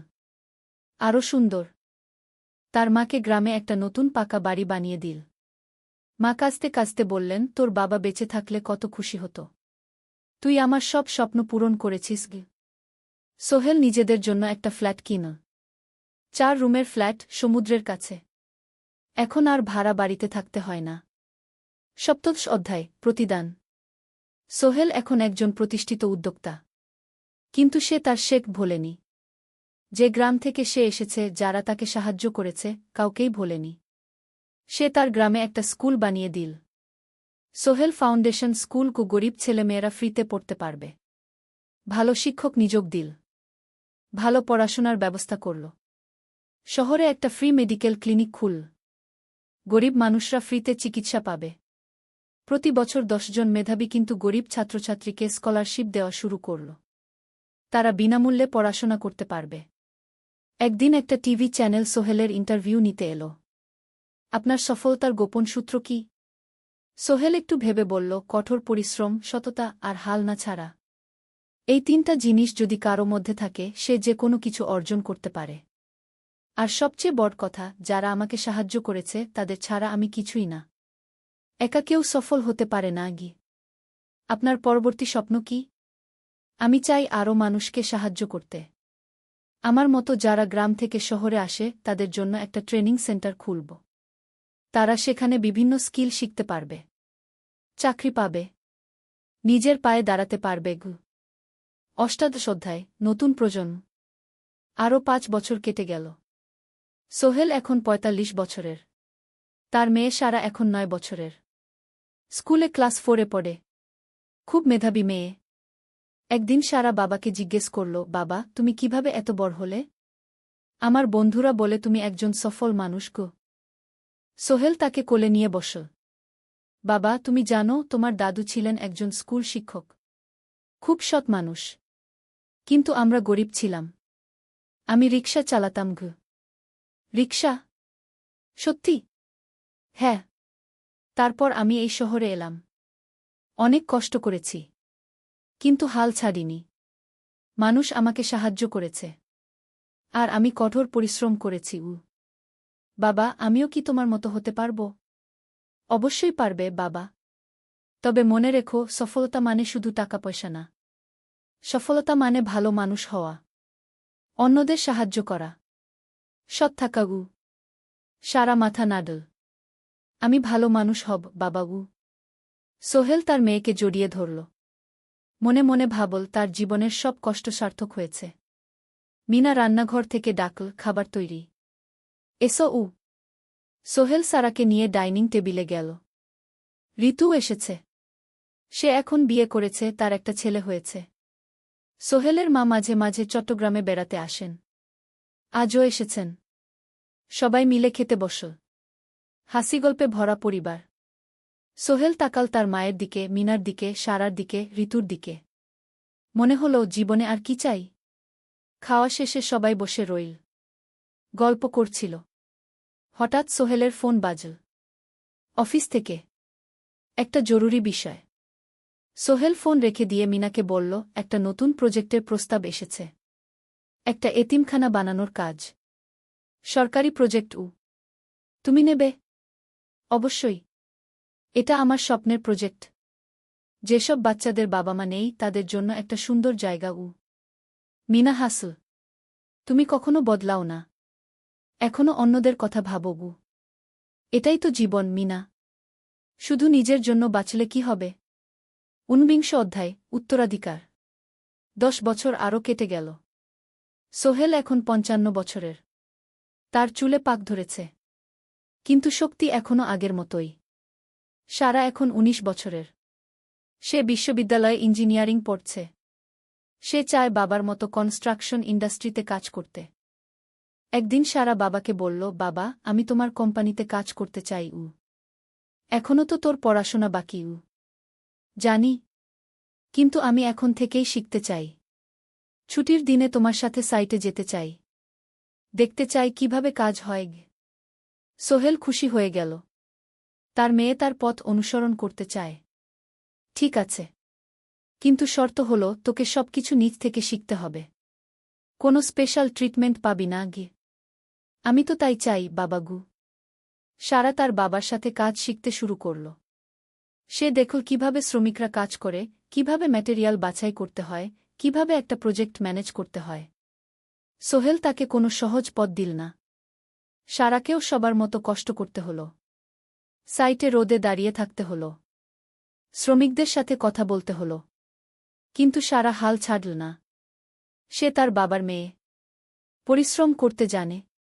3 বছর পর সারা গ্রাজুয়েট হল। সে সোহেলের কোম্পানিতে জুনিয়র প্রজেক্ট ম্যানেজার হিসেবে যোগ দিল। সোহেল ধীরে ধীরে সারাকে বড় দায়িত্ব দিতে শুরু করল। সারা তার বাবার মতোই সৎ, পরিশ্রমী। 20 অধ্যায়, সমাপ্তি নয়, নতুন শুরু। আরও 5 বছর পর সোহেল এখন ৬০ বছরের। সে সিদ্ধান্ত নিল এবার অবসর নেওয়ার সময় এসেছে। কোম্পানির দায়িত্ব সারাকে দেবে। একটা অনুষ্ঠান করা হল। সোহেল আনুষ্ঠানিকভাবে কোম্পানির চেয়ারম্যান পদ থেকে অবসর নিল। সারা হল নতুন ম্যানেজিং ডিরেক্টর। সোহেল তার বক্তব্যে বলল, আমি যখন এই শহরে এসেছিলাম আমার পকেটে ছিল মাত্র ৫,০০০ টাকা। একটা ছোট্ট ব্যাগ। আর অনেক স্বপ্ন। আজ ৪০ বছর পর আমি পেছনে ফিরে তাকাই, দেখি একটা দীর্ঘ পথ। সেই পথে অনেক কষ্ট ছিল, অনেক বাধা ছিল। কিন্তু ছিল অনেক ভালোবাসাও। অনেক মানুষের সাহায্যও। আমি বিশ্বাস করি সফলতা একা আসে না। এটা আসে অনেক মানুষের সমর্থন, ভালোবাসা আর বিশ্বাস নিয়ে। আমি যা কিছু অর্জন করেছি তা আমার একার না। এটা আমার পরিবারের, আমার কর্মচারীদের, আমার বন্ধুদের, সবার। আজ আমি আমার মেয়ে সারার হাতে এই দায়িত্ব তুলে দিচ্ছি। আমি জানি সে আমার চেয়ে ভালো করবে। কারণ সে শিখেছে আমার ভুল থেকে, আমার অভিজ্ঞতা থেকে। অনুষ্ঠান শেষ হল। সবাই চলে গেল। সোহেল আর মিনা অফিসে একা দাঁড়িয়ে রইল। মিনা, মনে আছে আমরা প্রথম কখন দেখা হয়েছিলাম? হ্যাঁ, তোমার সেই ছোট্ট মুদি দোকানে। তুমি বিস্কুট কিনতে এসেছিলে। কে ভেবেছিল সেই দিন থেকে আমাদের এই পর্যস্বপ্নের শহর। প্রথম অধ্যায়, যাত্রা শুরু। সকাল ৭টা বেজে গেছে। ঢাকার কমলাপুর রেলস্টেশনে মানুষের ভিড়। চারদিকে চা বিস্কুট বিক্রেতাদের চিৎকার, ট্রেনের হর্ন আর যাত্রীদের কোলাহল। এই বিশাল ভিড়ের মধ্যে একটা ছোট্ট ব্যাগ হাতে দাঁড়িয়ে আছে সোহেল। বয়স মাত্র ২২। গায়ের রং শ্যামলা, চোখে স্বপ্নের ঝিলিক। ভাইজা, চট্টগ্রামের টিকিট আছে? সোহেল টিকিট কাউন্টারের সামনে দাঁড়িয়ে জিজ্ঞেস করল। আছে। ৩০ টাকা। কাউন্টারের লোকটা উত্তর দিল। সোহেল তার পকেট থেকে টাকা বের করল। মোট ৫,০০০ টাকা। এই টাকা সে জমিয়েছে গত ৩ বছরে রিকশা চালিয়ে। তার স্বপ্ন ছিল চট্টগ্রাম গিয়ে একটা ভালো চাকরি পাওয়া। গ্রামে আর থাকতে চায় না সে। বাবা মারা গেছেন ১০ বছর আগে। মা আর ছোট বোন ঋতুকে নিয়ে সংসার চালাচ্ছিল রিকশা চালিয়ে। কিন্তু এভাবে তো আর সারা জীবন চলবে না। টিকিট কেটে সোহেল প্ল্যাটফর্মে এল। ট্রেন ছাড়বে আর মাত্র ১৫ মিনিট পরে। সে একটা বেঞ্চে বসে পড়ল। ব্যাগটা বুকের কাছে চেপে ধরল। এই ব্যাগে আছে তার সব সম্পদ, কিছু কাপড়, একটা ছোট্ট ফটো ফ্রেমে বাবা মায়ের ছবি, আর কিছু টাকা। কোথায় যাচ্ছেন? পাশে বসা একজন বয়স্ক মানুষ জিজ্ঞেস করলেন। চট্টগ্রাম কাকা। চাকরি খুঁজতে যাচ্ছি। কে? সোহেল বিনয়ের সাথে উত্তর দিল। ভালো। তবে শহরে সাবধানে থাকবেন। শহর মানে অনেক সুযোগ, কিন্তু অনেক ফাঁদও আছে। বয়স্ক লোকটা বললেন। সোহেল মাথা নাড়ল। সে জানে শহরের জীবন সহজ না। কিন্তু তার কোনো বিকল্প নেই। গ্রামে রিকশা চালিয়ে মাসে ৩,৫০০ টাকা আয় হতো। তার মধ্যে সংসার চালাতে হতো, বোনের স্কুলের খরচ দিতে হতো, মায়ের ওষুধের খরচ দিতে হতো। কিছুই বাঁচত না। আর এই জীবন থেকে বেরোনোর একটাই পথ, শহরে গিয়ে ভালো কাজ খুঁজে নেওয়া। সোহেল মনে মনে ভাবল তার বাবার কথা। বাবা ছিলেন একজন স্কুল শিক্ষক। খুব সৎ মানুষ ছিলেন। সবসময় বলতেন, সোহেল, তুই লেখাপড়া শিখে বড় মানুষ হবি। আমাদের পরিবারে আর কেউ বড় চাকরি করেনি। তুই করবি। কিন্তু বাবা যখন মারা গেলেন তখন সোহেল মাত্র এসএসসি পরীক্ষা দিয়েছে। ফলাফল ভালো হয়েছিল, জিপিএ অর্ধচতু। কিন্তু বাবার মৃত্যুর পর আর পড়া হল না। পরিবারের দায়িত্ব নিতে হল। ট্রেন ছাড়ল। সোহেল জানালার পাশে বসে বাইরে তাকাল। ধানক্ষেত, নদী, ছোট ছোট গ্রাম, সব পেছনে ফেলে ট্রেন এগিয়ে চল। সোহেলের মনে হল সে যেন তার পুরনো জীবনটাকেও পেছনে ফেলে আসছে। ট্রেনে একজন হকার এসে চা বিক্রি করছিল। সোহেল একটা চা কিনল। ১০ টাকা। চা খেতে খেতে সে ভাবছিল, চট্টগ্রাম পৌঁছে কি হবে? করিম মামা তাকে সাহায্য করবেন তো? চাকরি পাওয়া যাবে তো? করিম মামা আসলে সোহেলের খুব দূর সম্পর্কের মামা। সোহেলের দাদির বোনের ছেলে। অনেক বছর আগে গ্রাম ছেড়ে চট্টগ্রামে চলে গিয়েছিলেন। সেখানে একটা কনস্ট্রাকশন কোম্পানিতে কাজ করেন। বছরে একবার দুবার গ্রামে আসতেন। গত বছর যখন এসেছিলেন তখন সোহেলের মাকে বলেছিলেন, সোহেলকে চট্টগ্রাম পাঠান। আমি একটা কাজের ব্যবস্থা করে দেব। সেই কথাতেই ভরসা করে সোহেল আজ এই যাত্রা। দ্বিতীয় অধ্যায়, নতুন শহর। চট্টগ্রাম পৌঁছাতে প্রায় ৬ ঘণ্টা লেগে গেল। দুপুর 1টা বাজে। সোহেল স্টেশন থেকে বের হয়ে শহরের রাস্তায় দাঁড়াল। কি বিশাল শহর! এত গাড়ি, এত মানুষ। চারদিকে উঁচু উঁচু বিল্ডিং, দোকানপাট, মানুষের ভিড়। সোহেল কিছুক্ষণ দাঁড়িয়ে থাকল সব কিছু দেখতে দেখতে। তার মনে হচ্ছিল সে যেন অন্য কোনো পৃথিবীতে এসে পড়েছে। তার পকেটে একটা ছোট্ট কাগজ আছে। সেখানে লেখা একটা ঠিকানা, করিম মিয়া, বাড়ি নং 23, রোড নং 5, আগ্রাবাদ, চট্টগ্রামকে। সোহেল একটা রিকশা ডাকল। কত নেবেন আগ্রাবাদ যেতে? 50 টাকা গু। সোহেল রিকশায় উঠল।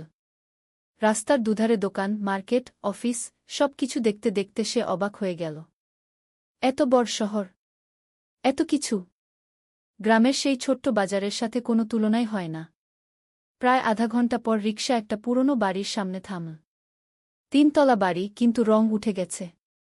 সিঁড়ি দিয়ে উঠে 3য় তলায় করিম মামার ফ্ল্যাটে নক করল। দরজা খুলল এক মধ্যবয়সী মহিলা। কে? আসসালামু আলাইকুম আপা। আমি সোহেল। নোয়াখালীর গ্রাম থেকে এসেছি। করিম মামা বাড়িতে আছেন? মহিলা তাকে মাথা থেকে পা পর্যন্ত দেখল। করিম তো অফিসে গেছে। তুমি কে? কোথা থেকে এসেছ? সোহেল সব খুলে বলল। মহিলা তাকে ভেতরে ঢুকতে দিল। বসো। করিম সন্ধ্যায় ফিরবে গু। ফ্ল্যাটটা ছোট। 2টো রুম, একটা ছোট্ট রান্নাঘর আর একটা বাথরুম। কিন্তু সোহেলের কাছে খুব সুন্দর লাগল। গ্রামের সেই টিনের ঘরের চেয়ে তো অনেক ভালো। মহিলা তার নাম জানাল, সালমা। করিম মামার স্ত্রী। তাদের 2টো ছেলে, একজন ক্লাস 8-এ পড়ে, আরেকজন ক্লাস 5-এ। খেয়েছ? সালমা আপা জিজ্ঞেস করল। না আপা গু। অপেক্ষা করো। ভাত আছে, মাছ আছে। খাও। সোহেল প্রথমে রাজি হতে চাইল না। কিন্তু খুব খিদে পেয়েছিল। সকাল থেকে শুধু একটা চা আর বিস্কুট খেয়েছে। খাওয়া দাওয়ার পর সোহেল বসে রইল। সালমা আপা তাকে গল্প করতে লাগল। তোমার মা কেমন আছেন? তোমার বোন? ভালো আছে আপা। মার একটু গেটে বাত আছে। ওষুধ খাচ্ছেন। বোন স্কুলে পড়ে কু। তুমি কি করতে চাও এখানে? চাকরি খুঁজছি আপা। যে কোনো কাজ করব। বাসায় মা আর বোনকে টাকা পাঠাতে হবে। সালমা আপা মাথা নাড়ল। করিম তোমার জন্য কিছু একটা করবে। সে ভালো মানুষ গ। সারাদিন অপেক্ষা করল সোহেল। সন্ধ্যা 6টায় করিম মামা ফিরলেন। 50-এর কাছাকাছি বয়স, কালো রঙের প্যান্ট শার্ট পরা, হাতে একটা ব্যাগ। আরে সোহেল, কবে এলি? করিম মামা খুশি হয়ে বললেন। আজ সকালে মামা গু। করিম মামা তাকে জড়িয়ে ধরলেন। অনেকদিন পর দেখলাম। কেমন আছিস? ভালো আছি মামা গি। ভালো করেছিস এসে। এখানে অনেক সুযোগ আছে। তোর জন্য একটা কাজের ব্যবস্থা করে দেব। তবে প্রথমে কয়েকদিন এখানে থাক। শহরটা একটু চিনে নে। তারপর কাজে যোগ দিবি। সোহেলের মনে আসার আলো জ্বল। সে ভাবল হয়তো তার ভাগ্য এবার পাল্টাবে। 3য় অধ্যায়, প্রথম চাকরি। 1 সপ্তাহ পরে করিম মামা সোহেলকে তার কোম্পানিতে নিয়ে গেলেন। কোম্পানির নাম আলামিন কনস্ট্রাকশন। অফিসটা শহরের কেন্দ্রে, 5 তলা একটা বিল্ডিংয়ের দোতলায়। মালিক আলী সাহেব। 50-এর কাছাকাছি বয়স, মোটা চেহারা, চোখে সোনার ফ্রেমের চশমা। বড়লোক মানুষ, কিন্তু খুব কড়া। এই ছেলেটাকে কি কাজে লাগাবেন? আলী সাহেব করিম মামাকে জিজ্ঞেস করলেন। স্যার, ও আমার আত্মীয়। গ্রাম থেকে এসেছে। খুব পরিশ্রমী। যে কোনো কাজে লাগাতে পারেন। আলী সাহেব সোহেলের দিকে তাকালেন। তুমি কি পড়েছ? Sir, SSC pass. জিপিএ অর্ধচতু। হুম। ভালো। কম্পিউটার চালাতে পারো? না স্যার, পারি না। কিন্তু শিখতে চাই। আলী সাহেব একটু ভাবলেন। ঠিক আছে। তোমাকে অফিসের কাজে রাখব। ফাইল গুছানো, চা বানানো, কাগজপত্র নিয়ে যাওয়া, না এসব। মাসে 5,000 টাকা। রাজি আছো? জি স্যার। সোহেল খুশি হয়ে গেল। 5,000 টাকা। রিকশা চালিয়ে 3,500 পেত। এখানে 5,000। কাজ শুরু হলো পরদিন থেকে। সকাল 8টায় অফিসে যেতে হয়, ফিরতে হয় সন্ধ্যা 7টায়। প্রথম দিন সোহেল ঘুম থেকে উঠল ভোর 5টায়। তৈরি হয়ে 7:30টায় অফিসের উদ্দেশ্যে বের হল। করিম মামার বাড়ি থেকে অফিস প্রায় 5 কিলোমিটার। বাসে যেতে হয়। অফিসে পৌঁছে সোহেল দেখল সেই প্রথম আলী সাহেব এখনও আসেননি। অফিস খোলা ছিল না। 8-10 মিনিট পর একজন লোক এসে অফিস খুল। তুমি নতুন? জি। আমি সোহেল গু। আমি জাহিদ, অ্যাসিস্ট্যান্ট ম্যানেজার। এসও। জাহিদ ভাই সোহেলকে সব কিছু দেখাল। অফিসে মোট 6 জন কর্মচারী। 2 জন ইঞ্জিনিয়ার, একজন অ্যাকাউন্ট্যান্ট, একজন অ্যাসিস্ট্যান্ট ম্যানেজার, জাহিদ ভাই, একজন রিসেপশনিস্ট, আর এখন সোহেল। সোহেলের কাজ শুরু হলো চা বানানো দিয়ে।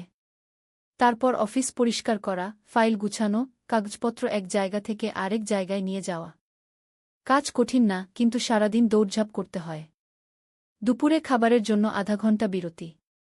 সোহেল একটা ছোট হোটেলে গিয়ে ভাতরাল তরকারি খেল।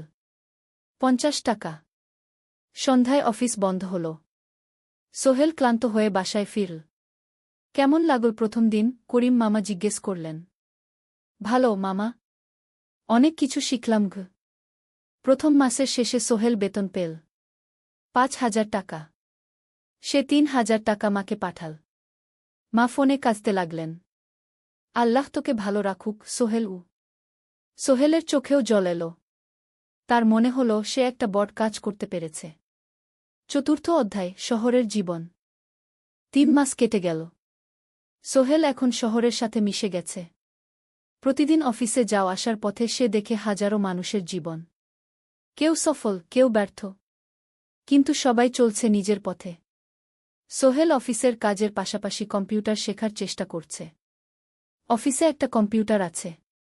যখন কেউ ব্যবহার করে না, তখন সোহেল একটু একটু শিখার চেষ্টা করে। জাহিদ ভাই তাকে সাহায্য করেন। সোহেল, তুমি যদি কম্পিউটার ভালোভাবে শিখতে পারো, তাহলে তোমার ভবিষ্যৎ উজ্জ্বল। জাহিদ ভাই একদিন বললেন। কিভাবে শিখব ভাই? ট্রেনিং সেন্টারে যাও। সন্ধ্যায় ক্লাস আছে। মাসে 2,000 টাকা লাগবে গে। সোহেল ভাবল, 2,000 টাকা অনেক, কিন্তু এটা বিনিয়োগ, ভবিষ্যতের জন্য। সে একটা ট্রেনিং সেন্টারে ভর্তি হল। সপ্তাহে 3 দিন, সন্ধ্যা 7:30 থেকে রাত 9টা পর্যন্ত ক্লাস।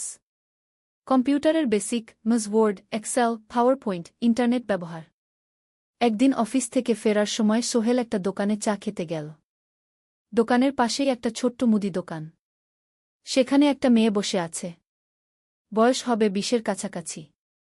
সাদাসিধে চেহারা, সাদা শাড়ি পরা, কিন্তু চোখে এক ধরনের দৃঢ়তা। ভাইজা, 1 প্যাকেট বিস্কুট দেন কি? সোহেল বলল। মেয়েটা বিস্কুট দিল। 20 টাকা। সোহেল টাকা দিয়ে যাচ্ছিল, হঠাৎ মেয়েটা বলল, আপনি নতুন এসেছেন এই এলাকায়, তাই না? হ্যাঁ। 3 মাস হল। কিভাবে বুঝলেন? আপনার চেহারা দেখেই বোঝা যায়। এখনও গ্রামের ছোঁয়া আছে। আর আপনি প্রতিদিন এই পথ দিয়ে যান। দেখেছি কি? মেয়েটা হাসল। সোহেলও হেসে ফেল। আপনি খুব পর্যবেক্ষক মনে হচ্ছে গি। জীবনে অনেক কিছু দেখেছি, তাই মানুষকে চিনতে শিখেছি গি। আপনার নাম? মিনা। এই দোকান আমার বাবার। উনি অসুস্থ, তাই আমি দেখছি গু। সেদিন থেকে সোহেল প্রায়ই সেই দোকানে যেতে শুরু করল। মিনার সাথে গল্প করত। ধীরে ধীরে তাদের মধ্যে একটা বন্ধুত্ব তৈরি হল। মিনাও তার জীবনের গল্প বলল। মিনার মা মারা গেছেন যখন সে মাত্র 7 বছরের। বাবা আব্দুল হামিদ একা হাতে মিনাকে বড় করেছেন। মুদি দোকান দিয়ে সংসার চালান। মিনা কলেজে পড়ে, অনার্স 2nd ইয়ার। সকালে কলেজে যায়, দুপুরে ফিরে এসে দোকান সামলায়। বাবার হার্টের সমস্যা আছে, তাই ভারী কাজ করতে পারেন না। তোমার স্বপ্ন কি? একদিন সোহেল জিজ্ঞেস করল। গ্র্যাজুয়েশন শেষ করে একটা ভালো চাকরি করব। তারপর বাবাকে ভালো চিকিৎসা করাব। তুমি? আমিও চাকরি করে পরিবারকে ভালোভাবে দেখভাল করতে চাই।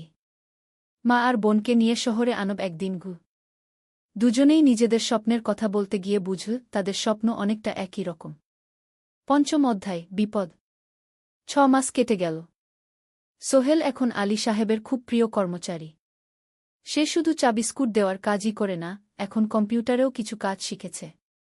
ছোটখাটো টাইপিং, ডেটা এন্ট্রি, এসব করতে পারে। আলী সাহেব খুশি হয়ে তার বেতন বাড়িয়ে 8,000 টাকা করে দিয়েছেন। একদিন রাতে সোহেল অফিস থেকে ফিরছিল। সেদিন একটু দেরি হয়ে গেছে। রাত প্রায় ৯টা। সাধারণত সোহেল সন্ধ্যা ৭:৩০টায় ফিরে। কিন্তু সেদিন অফিসে একটা জরুরি কাজ ছিল। বাস থেকে নেমে সোহেল বাড়ির দিকে হাঁটছিল। হঠাৎ একটা অন্ধকার গলিতে ৩জন লোক তাকে ঘিরে ধরল। তাদের চেহারা দেখেই বোঝা যাচ্ছিল ভালো উদ্দেশ্য নিয়ে আসেনি। টাকা দে, তাড়াতাড়ি, একজন বলল। তার হাতে একটা ছুরি। সোহেল ভয় পেয়ে গেল। ভাই, আমার কাছে খুব কম টাকা আছে গি। যা আছে দে, তাড়াতাড়ি করো। সোহেল কাঁপতে কাঁপতে তার পকেট থেকে ৫ টাকা বের করে দিল। এই টাকা দিয়ে সে বাজার করবে ভেবেছিল। কিন্তু ছিনতাইকারীরা সন্তুষ্ট হল না। শুধু ৫ টাকা? তোর ব্যাগে কি আছে? তারা সোহেলের ব্যাগ কেড়ে নিল। ব্যাগে ছিল তার মোবাইল, কম্পিউটার ট্রেনিং সেন্টারের সার্টিফিকেট আর কিছু গুরুত্বপূর্ণ কাগজপত্র।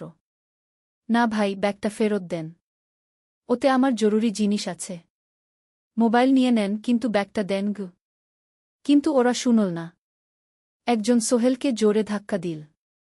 সোহেল পড়ে গেল। মাথা রাস্তার কংক্রিটে ধাক্কা লেগে গেল। রক্ত বের হল। ৩জন দৌড়ে পালিয়ে গেল। কিছুক্ষণ সোহেল অজ্ঞান হয়ে পড়ে রইল। তারপর ধীরে ধীরে জ্ঞান ফিরল। মাথায় প্রচণ্ড ব্যথা। সে উঠে দাঁড়ানোর চেষ্টা করল, কিন্তু মাথা ঘুরছিল। কোনোমতে একটা দেয়াল ধরে দাঁড়াল। একজন পথচারী তাকে দেখে থামল। কি হয়েছে ভাই? ছিনতাই হয়েছে গি? এসো, আমি তোমাকে হাসপাতালে নিয়ে যাই। কিন্তু সোহেল রাজি হল না। না, ঠিক আছি, বাড়ি যেতে পারব। সে কোনোমতে করিম মামার বাড়িতে পৌঁছাল। দরজা খুলেই সালমা আপা চিৎকার করে উঠলেন। ও আল্লাহ! কি হয়েছে? করিম মামা দৌড়ে এলেন। সোহেলকে ভেতরে নিয়ে গেলেন। তার মাথায় জল ঢেলে রক্ত পরিষ্কার করলেন। ক্ষতটা বেশ গভীর। হাসপাতালে যেতে হবে কি? করিম মামা বললেন। তারা একটা অটোরিকশা নিয়ে নিকটস্থ হাসপাতালে গেলেন। ডাক্তার সোহেলের মাথায় ৩টা সেলাই দিলেন। বলল, ১ সপ্তাহ বিশ্রাম নিতে হবে। কোনো ভারী কাজ করা যাবে না। হাসপাতাল থেকে ফিরে সোহেল শুয়ে রইল। তার মনে হচ্ছিল সবকিছু শেষ হয়ে গেছে। মোবাইল চলে গেছে, গুরুত্বপূর্ণ কাগজপত্র চলে গেছে। এখন ১ সপ্তাহ অফিস করতে পারবে না। পরদিন সকালে করিম মামা আলী সাহেবকে ফোন করে সব জানালেন। আলী সাহেব বললেন, ঠিক আছে, সোহেল ভালো হয়ে এলে আসবে, চিন্তার কিছু নেই গি। মিনা যখন এই খবর শুনল, সে সন্ধ্যায় সোহেলকে দেখতে এল করিম মামার বাড়িতে। সাথে এনেছিল কিছু ফল। কি হয়েছিল? মিনা চিন্তিত গলায় জিজ্ঞেস করল। সোহেল সব বলল। মিনা রেগে গেল। এই শহরে এখন অনেক অপরাধ বেড়ে গেছে। পুলিশ কিছু করে না। তুমি পুলিশে রিপোর্ট করেছ? না। লাভ নেই। তবুও করা উচিত। তোমার মোবাইলটা হয়তো খুঁজে পাওয়া যাবে গি। করিম মামা সোহেলকে নিয়ে পুলিশ স্টেশনে গেলেন। জেনারেল ডায়েরি করলেন। কিন্তু পুলিশ খুব একটা আশা দিল না। দেখি কিছু করা যায় কিনা গু। সোহেল বুঝল মোবাইল আর ফিরবে না। সেই ১ সপ্তাহ সোহেলের জীবনের সবচেয়ে কঠিন সময় ছিল। সে শুধু শারীরিকভাবেই ক্ষতিগ্রস্ত হয়নি, মানসিকভাবেও ভেঙে পড়েছিল। প্রতিরাতে দুঃস্বপ্ন দেখত। সেই ৩জন ছিনতাইকারীর মুখ ভুলতে পারছিল না। মিনা প্রায় প্রতিদিন আসত। তাকে সাহস দিত। তুমি হাল ছেড়ো না সোহেল। জীবনে এরকম খারাপ সময় আসে। কিন্তু এটা কাটিয়ে ওঠাই হলো আসল বীরত্ব।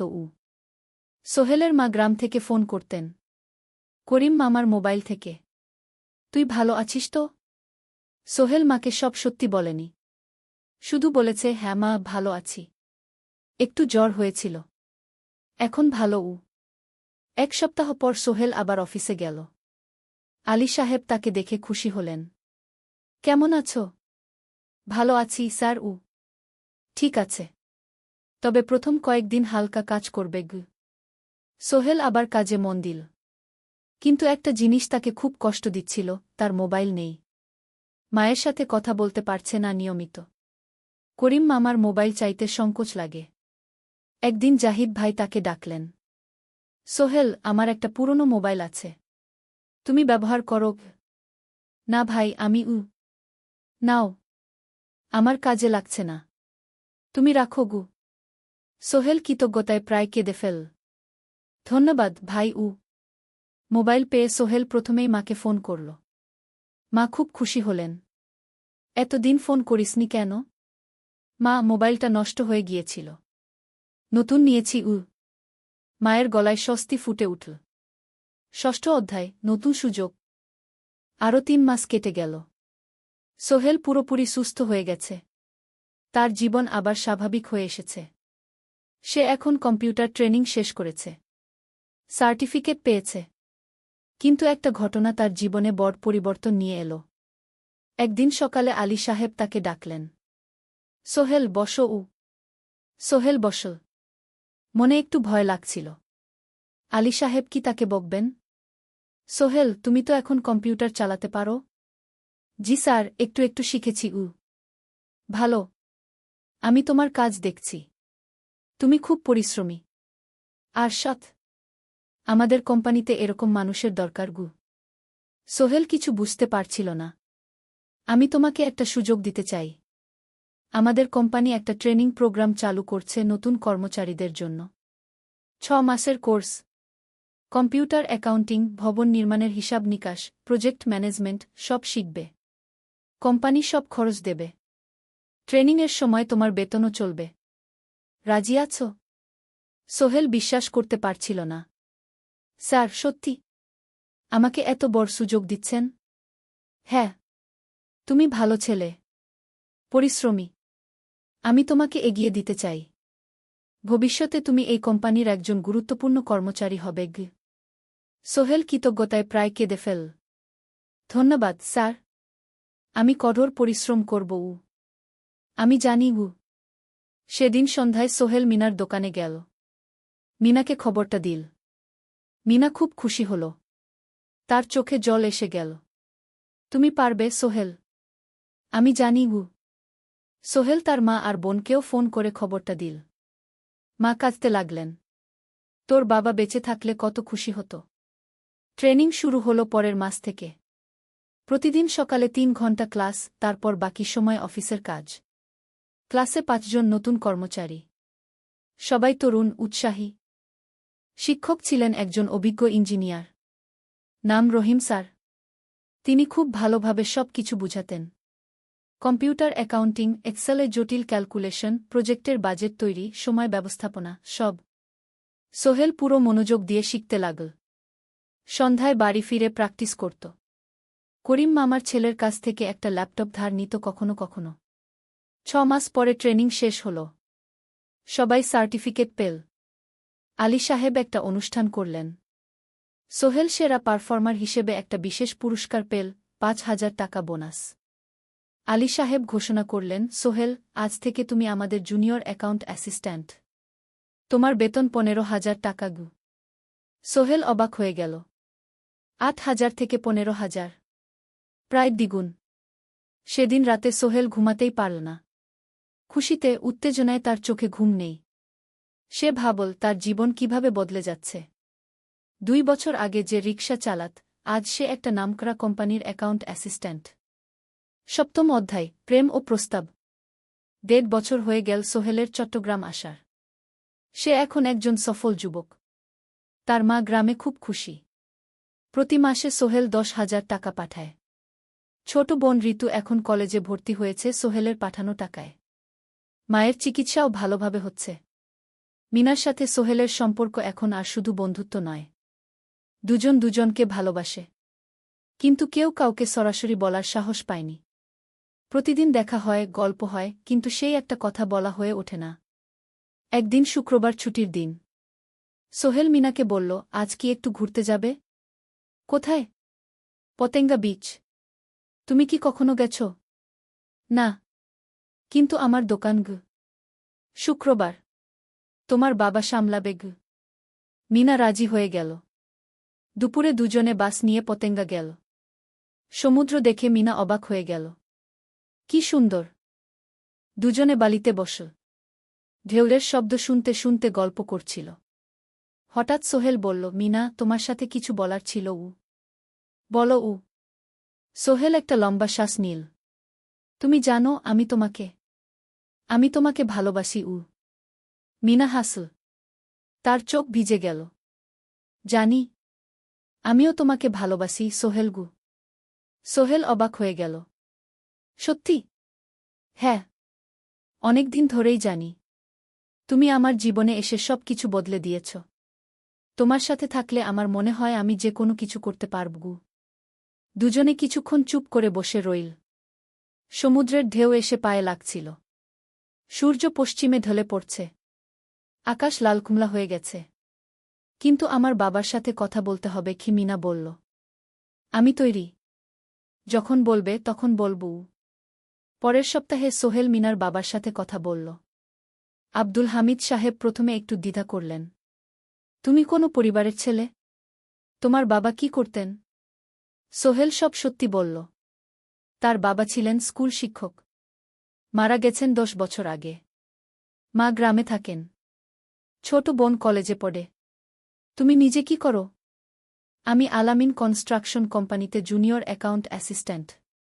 মাসে 15,000 টাকা বেতন। আব্দুল হামিদ সাহেব ভাবলেন। তারপর বললেন, দেখো মিনা আমার একমাত্র সন্তান। তার মা নেই। আমি একা তাকে বড় করেছি।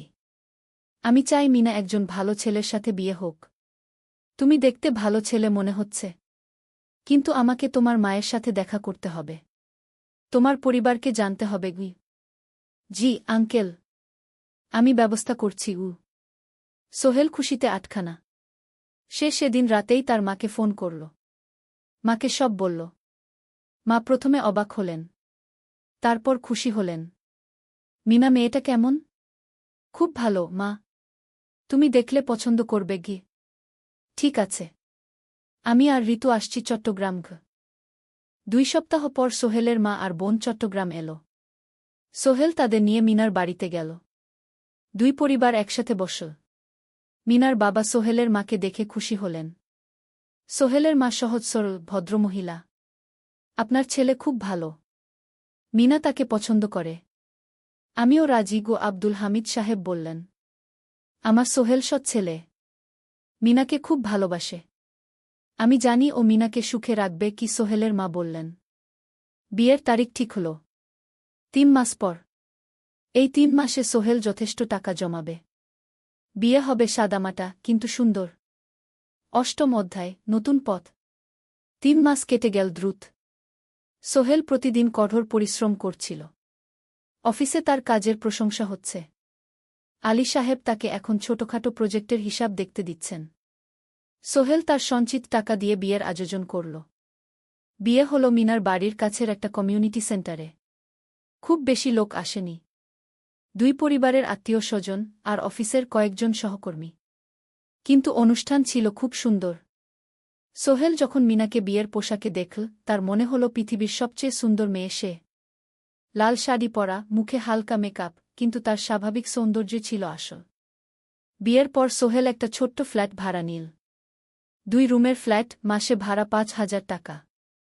মিনা এখনও তার পড়াশোনা চালিয়ে যাচ্ছে। আরও 1 বছর বাকি গ্র্যাজুয়েশন শেষ হতে। সোহেলের মা আর বোন গ্রামে ফিরে গেল। মা বলে গেলেন, সোহেল, মিনাকে ভালো রাখিস। মেয়েরা অনেক ত্যাগ করে সংসার করতে। জানি মা। নতুন জীবন শুরু হল। সোহেল সকালে অফিসে যায়, সন্ধ্যায় ফেরে। মিনা সকালে কলেজে যায়, দুপুরে ফিরে রান্না করে, ঘর গোছায়।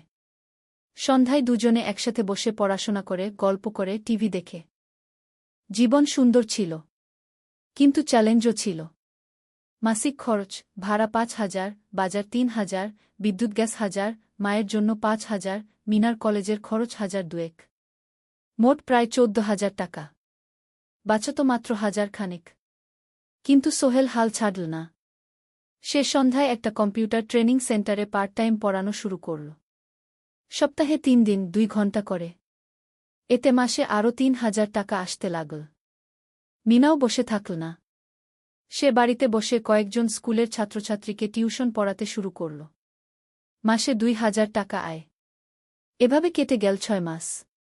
দুজন মিলে পরিবার চালাচ্ছে, স্বপ্ন দেখছে। একদিন সোহেল বলল, মিনা, আমি একটা নতুন স্বপ্ন দেখছি। কি? আমি নিজে একটা ছোট্ট কনস্ট্রাকশন কোম্পানি খুলতে চাই। ছোট ছোট প্রজেক্ট নেব। বাড়ি মেরামত, ছোট বিল্ডিং বানানো, এসব। তোমার কি যথেষ্ট অভিজ্ঞতা আছে? আছে। আমি 2 বছর ধরে এই কাজের সাথে জড়িত। অনেক কিছু শিখেছি। আর আলী সাহেবও আমাকে সাহায্য করবেন। কিন্তু টাকা কোথায়? কোম্পানি খুলতে তো অনেক টাকা লাগবে। আমি জমাচ্ছি। আরও 1 বছর কাজ করব। তারপর চেষ্টা করব। মিনা তাকে সমর্থন দিল। তুমি পারবে। তোমার মধ্যে সেই শক্তি আছে। নবম অধ্যায়, চ্যালেঞ্জের সময়। কিন্তু ভাগ্য সবসময় অনুকূলে থাকে না। সোহেল যখন স্বপ্ন দেখছিল নিজের কোম্পানি খোলার, তখনই একটা বড় সমস্যা এলো। আলী সাহেবের কোম্পানি একটা বড় প্রজেক্ট পেয়েছিল। একটা 10তলা বিল্ডিং বানানোর কাজ। কিন্তু প্রজেক্টের প্রধান ইনভেস্টর হঠাৎ পালিয়ে গেল। তিনি কোম্পানির কাছ থেকে প্রায় 50 লাখ টাকা নিয়ে গেছেন, কিন্তু কাজ শেষ হয়নি। কোম্পানি বড় ক্ষতির মুখে পড়ল। আলী সাহেব অনেক কর্মচারীকে ছাঁটাই করতে বাধ্য হলেন। প্রায় 10 জনকে চাকরি থেকে বাদ দিলেন। বাকিদের বেতন কমাতে হল। সোহেলকে আলী সাহেব ডেকে বললেন, সোহেল, আমি তোমাকে রাখতে চাই। তুমি বিশ্বস্ত কর্মচারী। কিন্তু তোমার বেতন কমাতে হবে। 15,000 থেকে 10,000। সোহেল মনে মনে চিন্তায় পড়ে গেল। 10,000 টাকায় সংসার চলবে কিভাবে? মায়ের খরচ, ভাড়া, বাজার সব মিলিয়ে তো 14,000 টাকা লাগে। কিন্তু সে কিছু বলল না। ঠিক আছে স্যার। বাড়ি ফিরে সোহেল মিনাকে সব বলল। মিনা চিন্তিত হয়ে গেল। এখন কি হবে? চিন্তা করো না। আমি পার্ট টাইম টিউশনির সময় বাড়াব। আর তুমিও বেশি করে টিউশন নাও। কিন্তু আমার তো পড়াশোনাও আছে। জানি। কিন্তু এখন এটাই করতে হবে। সোহেল সন্ধ্যায় আরও 2টো জায়গায় পার্ট টাইম কাজ খুঁজল। একটা দোকানের সন্ধ্যায় হিসাব দেখার কাজ পেল। মাসে 2,000 টাকা। আরেকটা জায়গায় সপ্তাহান্তে কম্পিউটার রিপেয়ারের কাজ পেল। মাসে 1,500 টাকা। মিনাও 3 জন নতুন স্টুডেন্ট নিল টিউশনে। তার আয় বাড়ল 2,000 থেকে 3,500-এ। কঠিন সময় ছিল।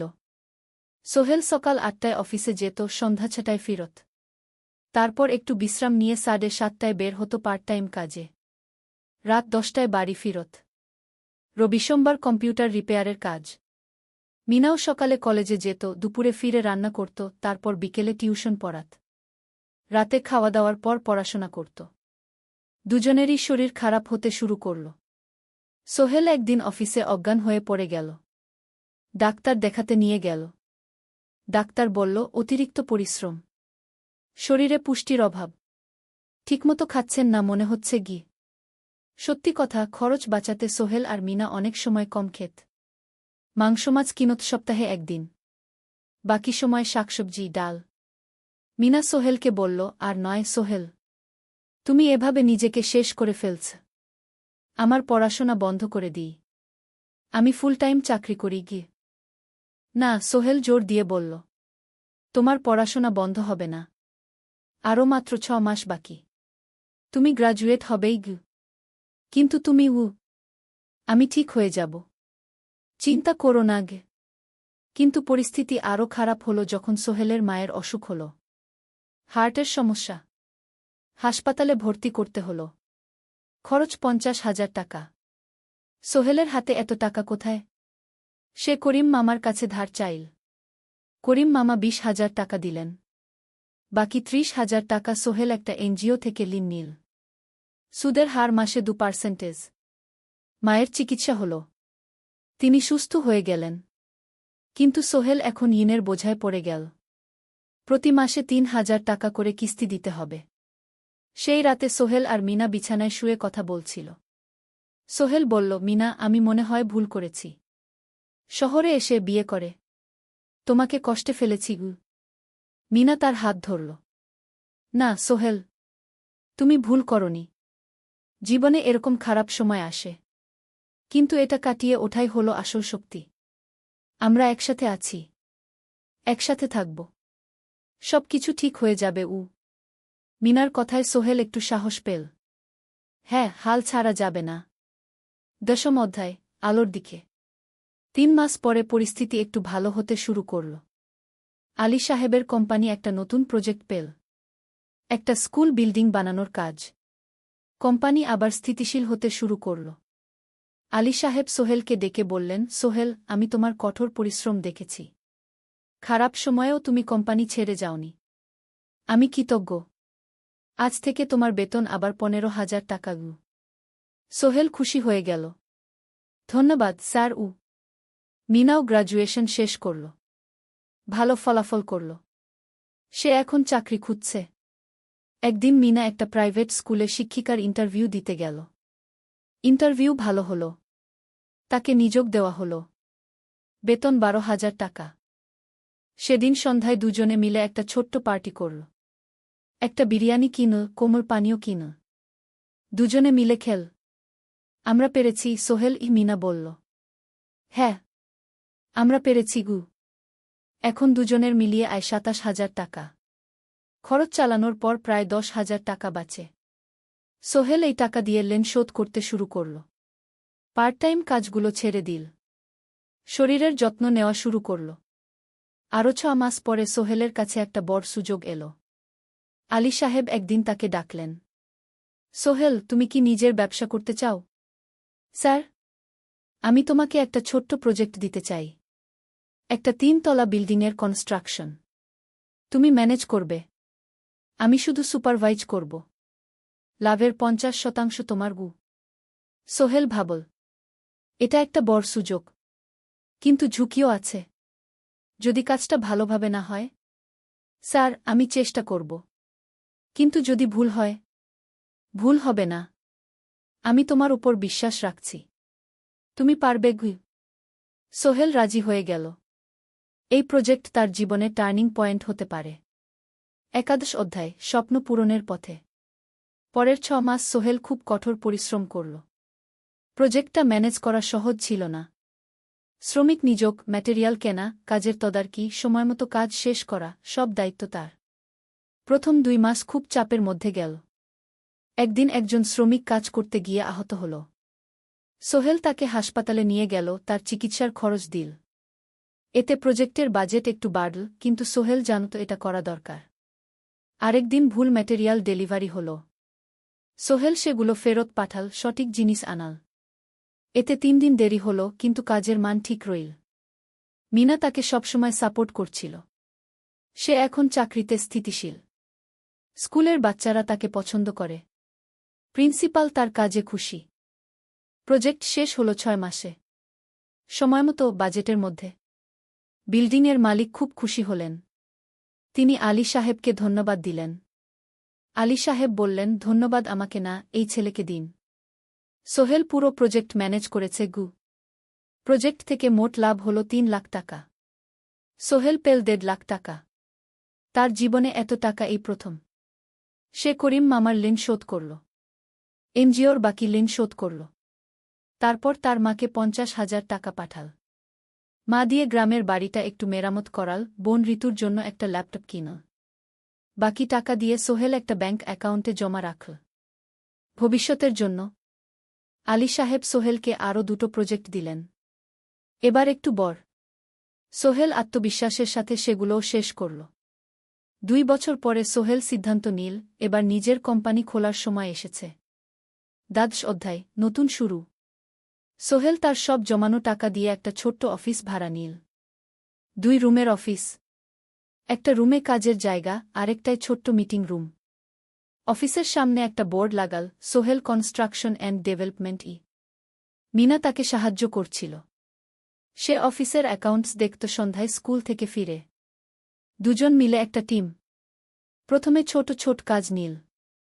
বাড়ি মেরামত, দোকান সংস্কার, ছোট বিল্ডিং কনস্ট্রাকশন। কাজের মান ভালো রাখার চেষ্টা করল। সময়মতো শেষ করল। দাম ন্যায্য রাখল। ধীরে ধীরে সোহেলের সুনাম ছড়িয়ে পড়ল। মানুষ তাকে বিশ্বাস করত। তার কাছে নতুন নতুন কাজ আসতে লাগল। প্রথম বছর খুব কষ্ট হল। কখনো লাভ হতো, কখনো লস। কিন্তু সোহেল থেমে থাকল না। সে শিখতে লাগল ব্যবসা কিভাবে চালাতে হয়। দ্বিতীয় বছরে পরিস্থিতি ভালো হল। সোহেল এখন 3 জন স্থায়ী কর্মচারী নিযোগ দিল। একজন ইঞ্জিনিয়ার, একজন সুপারভাইজার, একজন অফিস সহায়ক। তৃতীয় বছরে একটা বড় প্রজেক্ট পেল। একটা স্কুল বিল্ডিং বানানোর কাজ। 5 তলা বিল্ডিং। সোহেল পুরো মনোযোগ দিয়ে কাজটা করল। শ্রমিকদের ভালো বেতন দিল, ভালো ম্যাটেরিয়াল ব্যবহার করল, সময়মতো কাজ শেষ করল। স্কুল কর্তৃপক্ষ খুব খুশি হল। তারা সোহেলের কাজের প্রশংসা করল। এই প্রজেক্ট থেকে সোহেল প্রায় 5 লাখ টাকা লাভ করল। এই টাকা দিয়ে সে আরও ভালো একটা অফিস নিল। আরও কর্মচারী নিযোগ দিল। এখন তার কোম্পানিতে 10 জন স্থায়ী কর্মচারী। প্রজেক্ট অনুযায়ী আরও শ্রমিক নিযোগ দেওয়া হয়। ত্রয়োদশ অধ্যায়, পরিবার। এদিকে সোহেল আর মিনার সংসারেও খুশির খবর এল। মিনা গর্ভবতী। 9 মাস পর তাদের একটা মেয়ে হল। নাম রাখল সারা। সারা যখন জন্মাল, সোহেলের মা আর বোন চট্টগ্রামে এল। মা 1 মাস থেকে গেলেন। মিনাকে সাহায্য করলেন। সোহেল এখন একটা বড় ফ্ল্যাট ভাড়া নিয়েছে। 3 রুমের ফ্ল্যাট।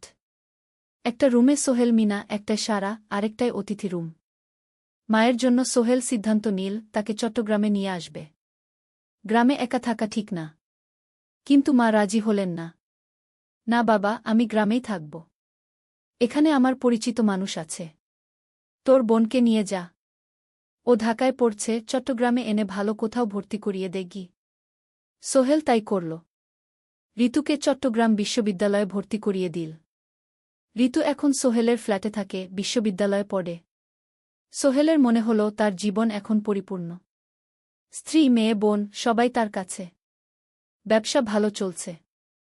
মা গ্রামে সুখে আছেন। চতুর্দশ অধ্যায়, সফলতার শিখরে। 5 বছর কেটে গেল। সোহেল এখন একজন সফল উদ্যোক্তা।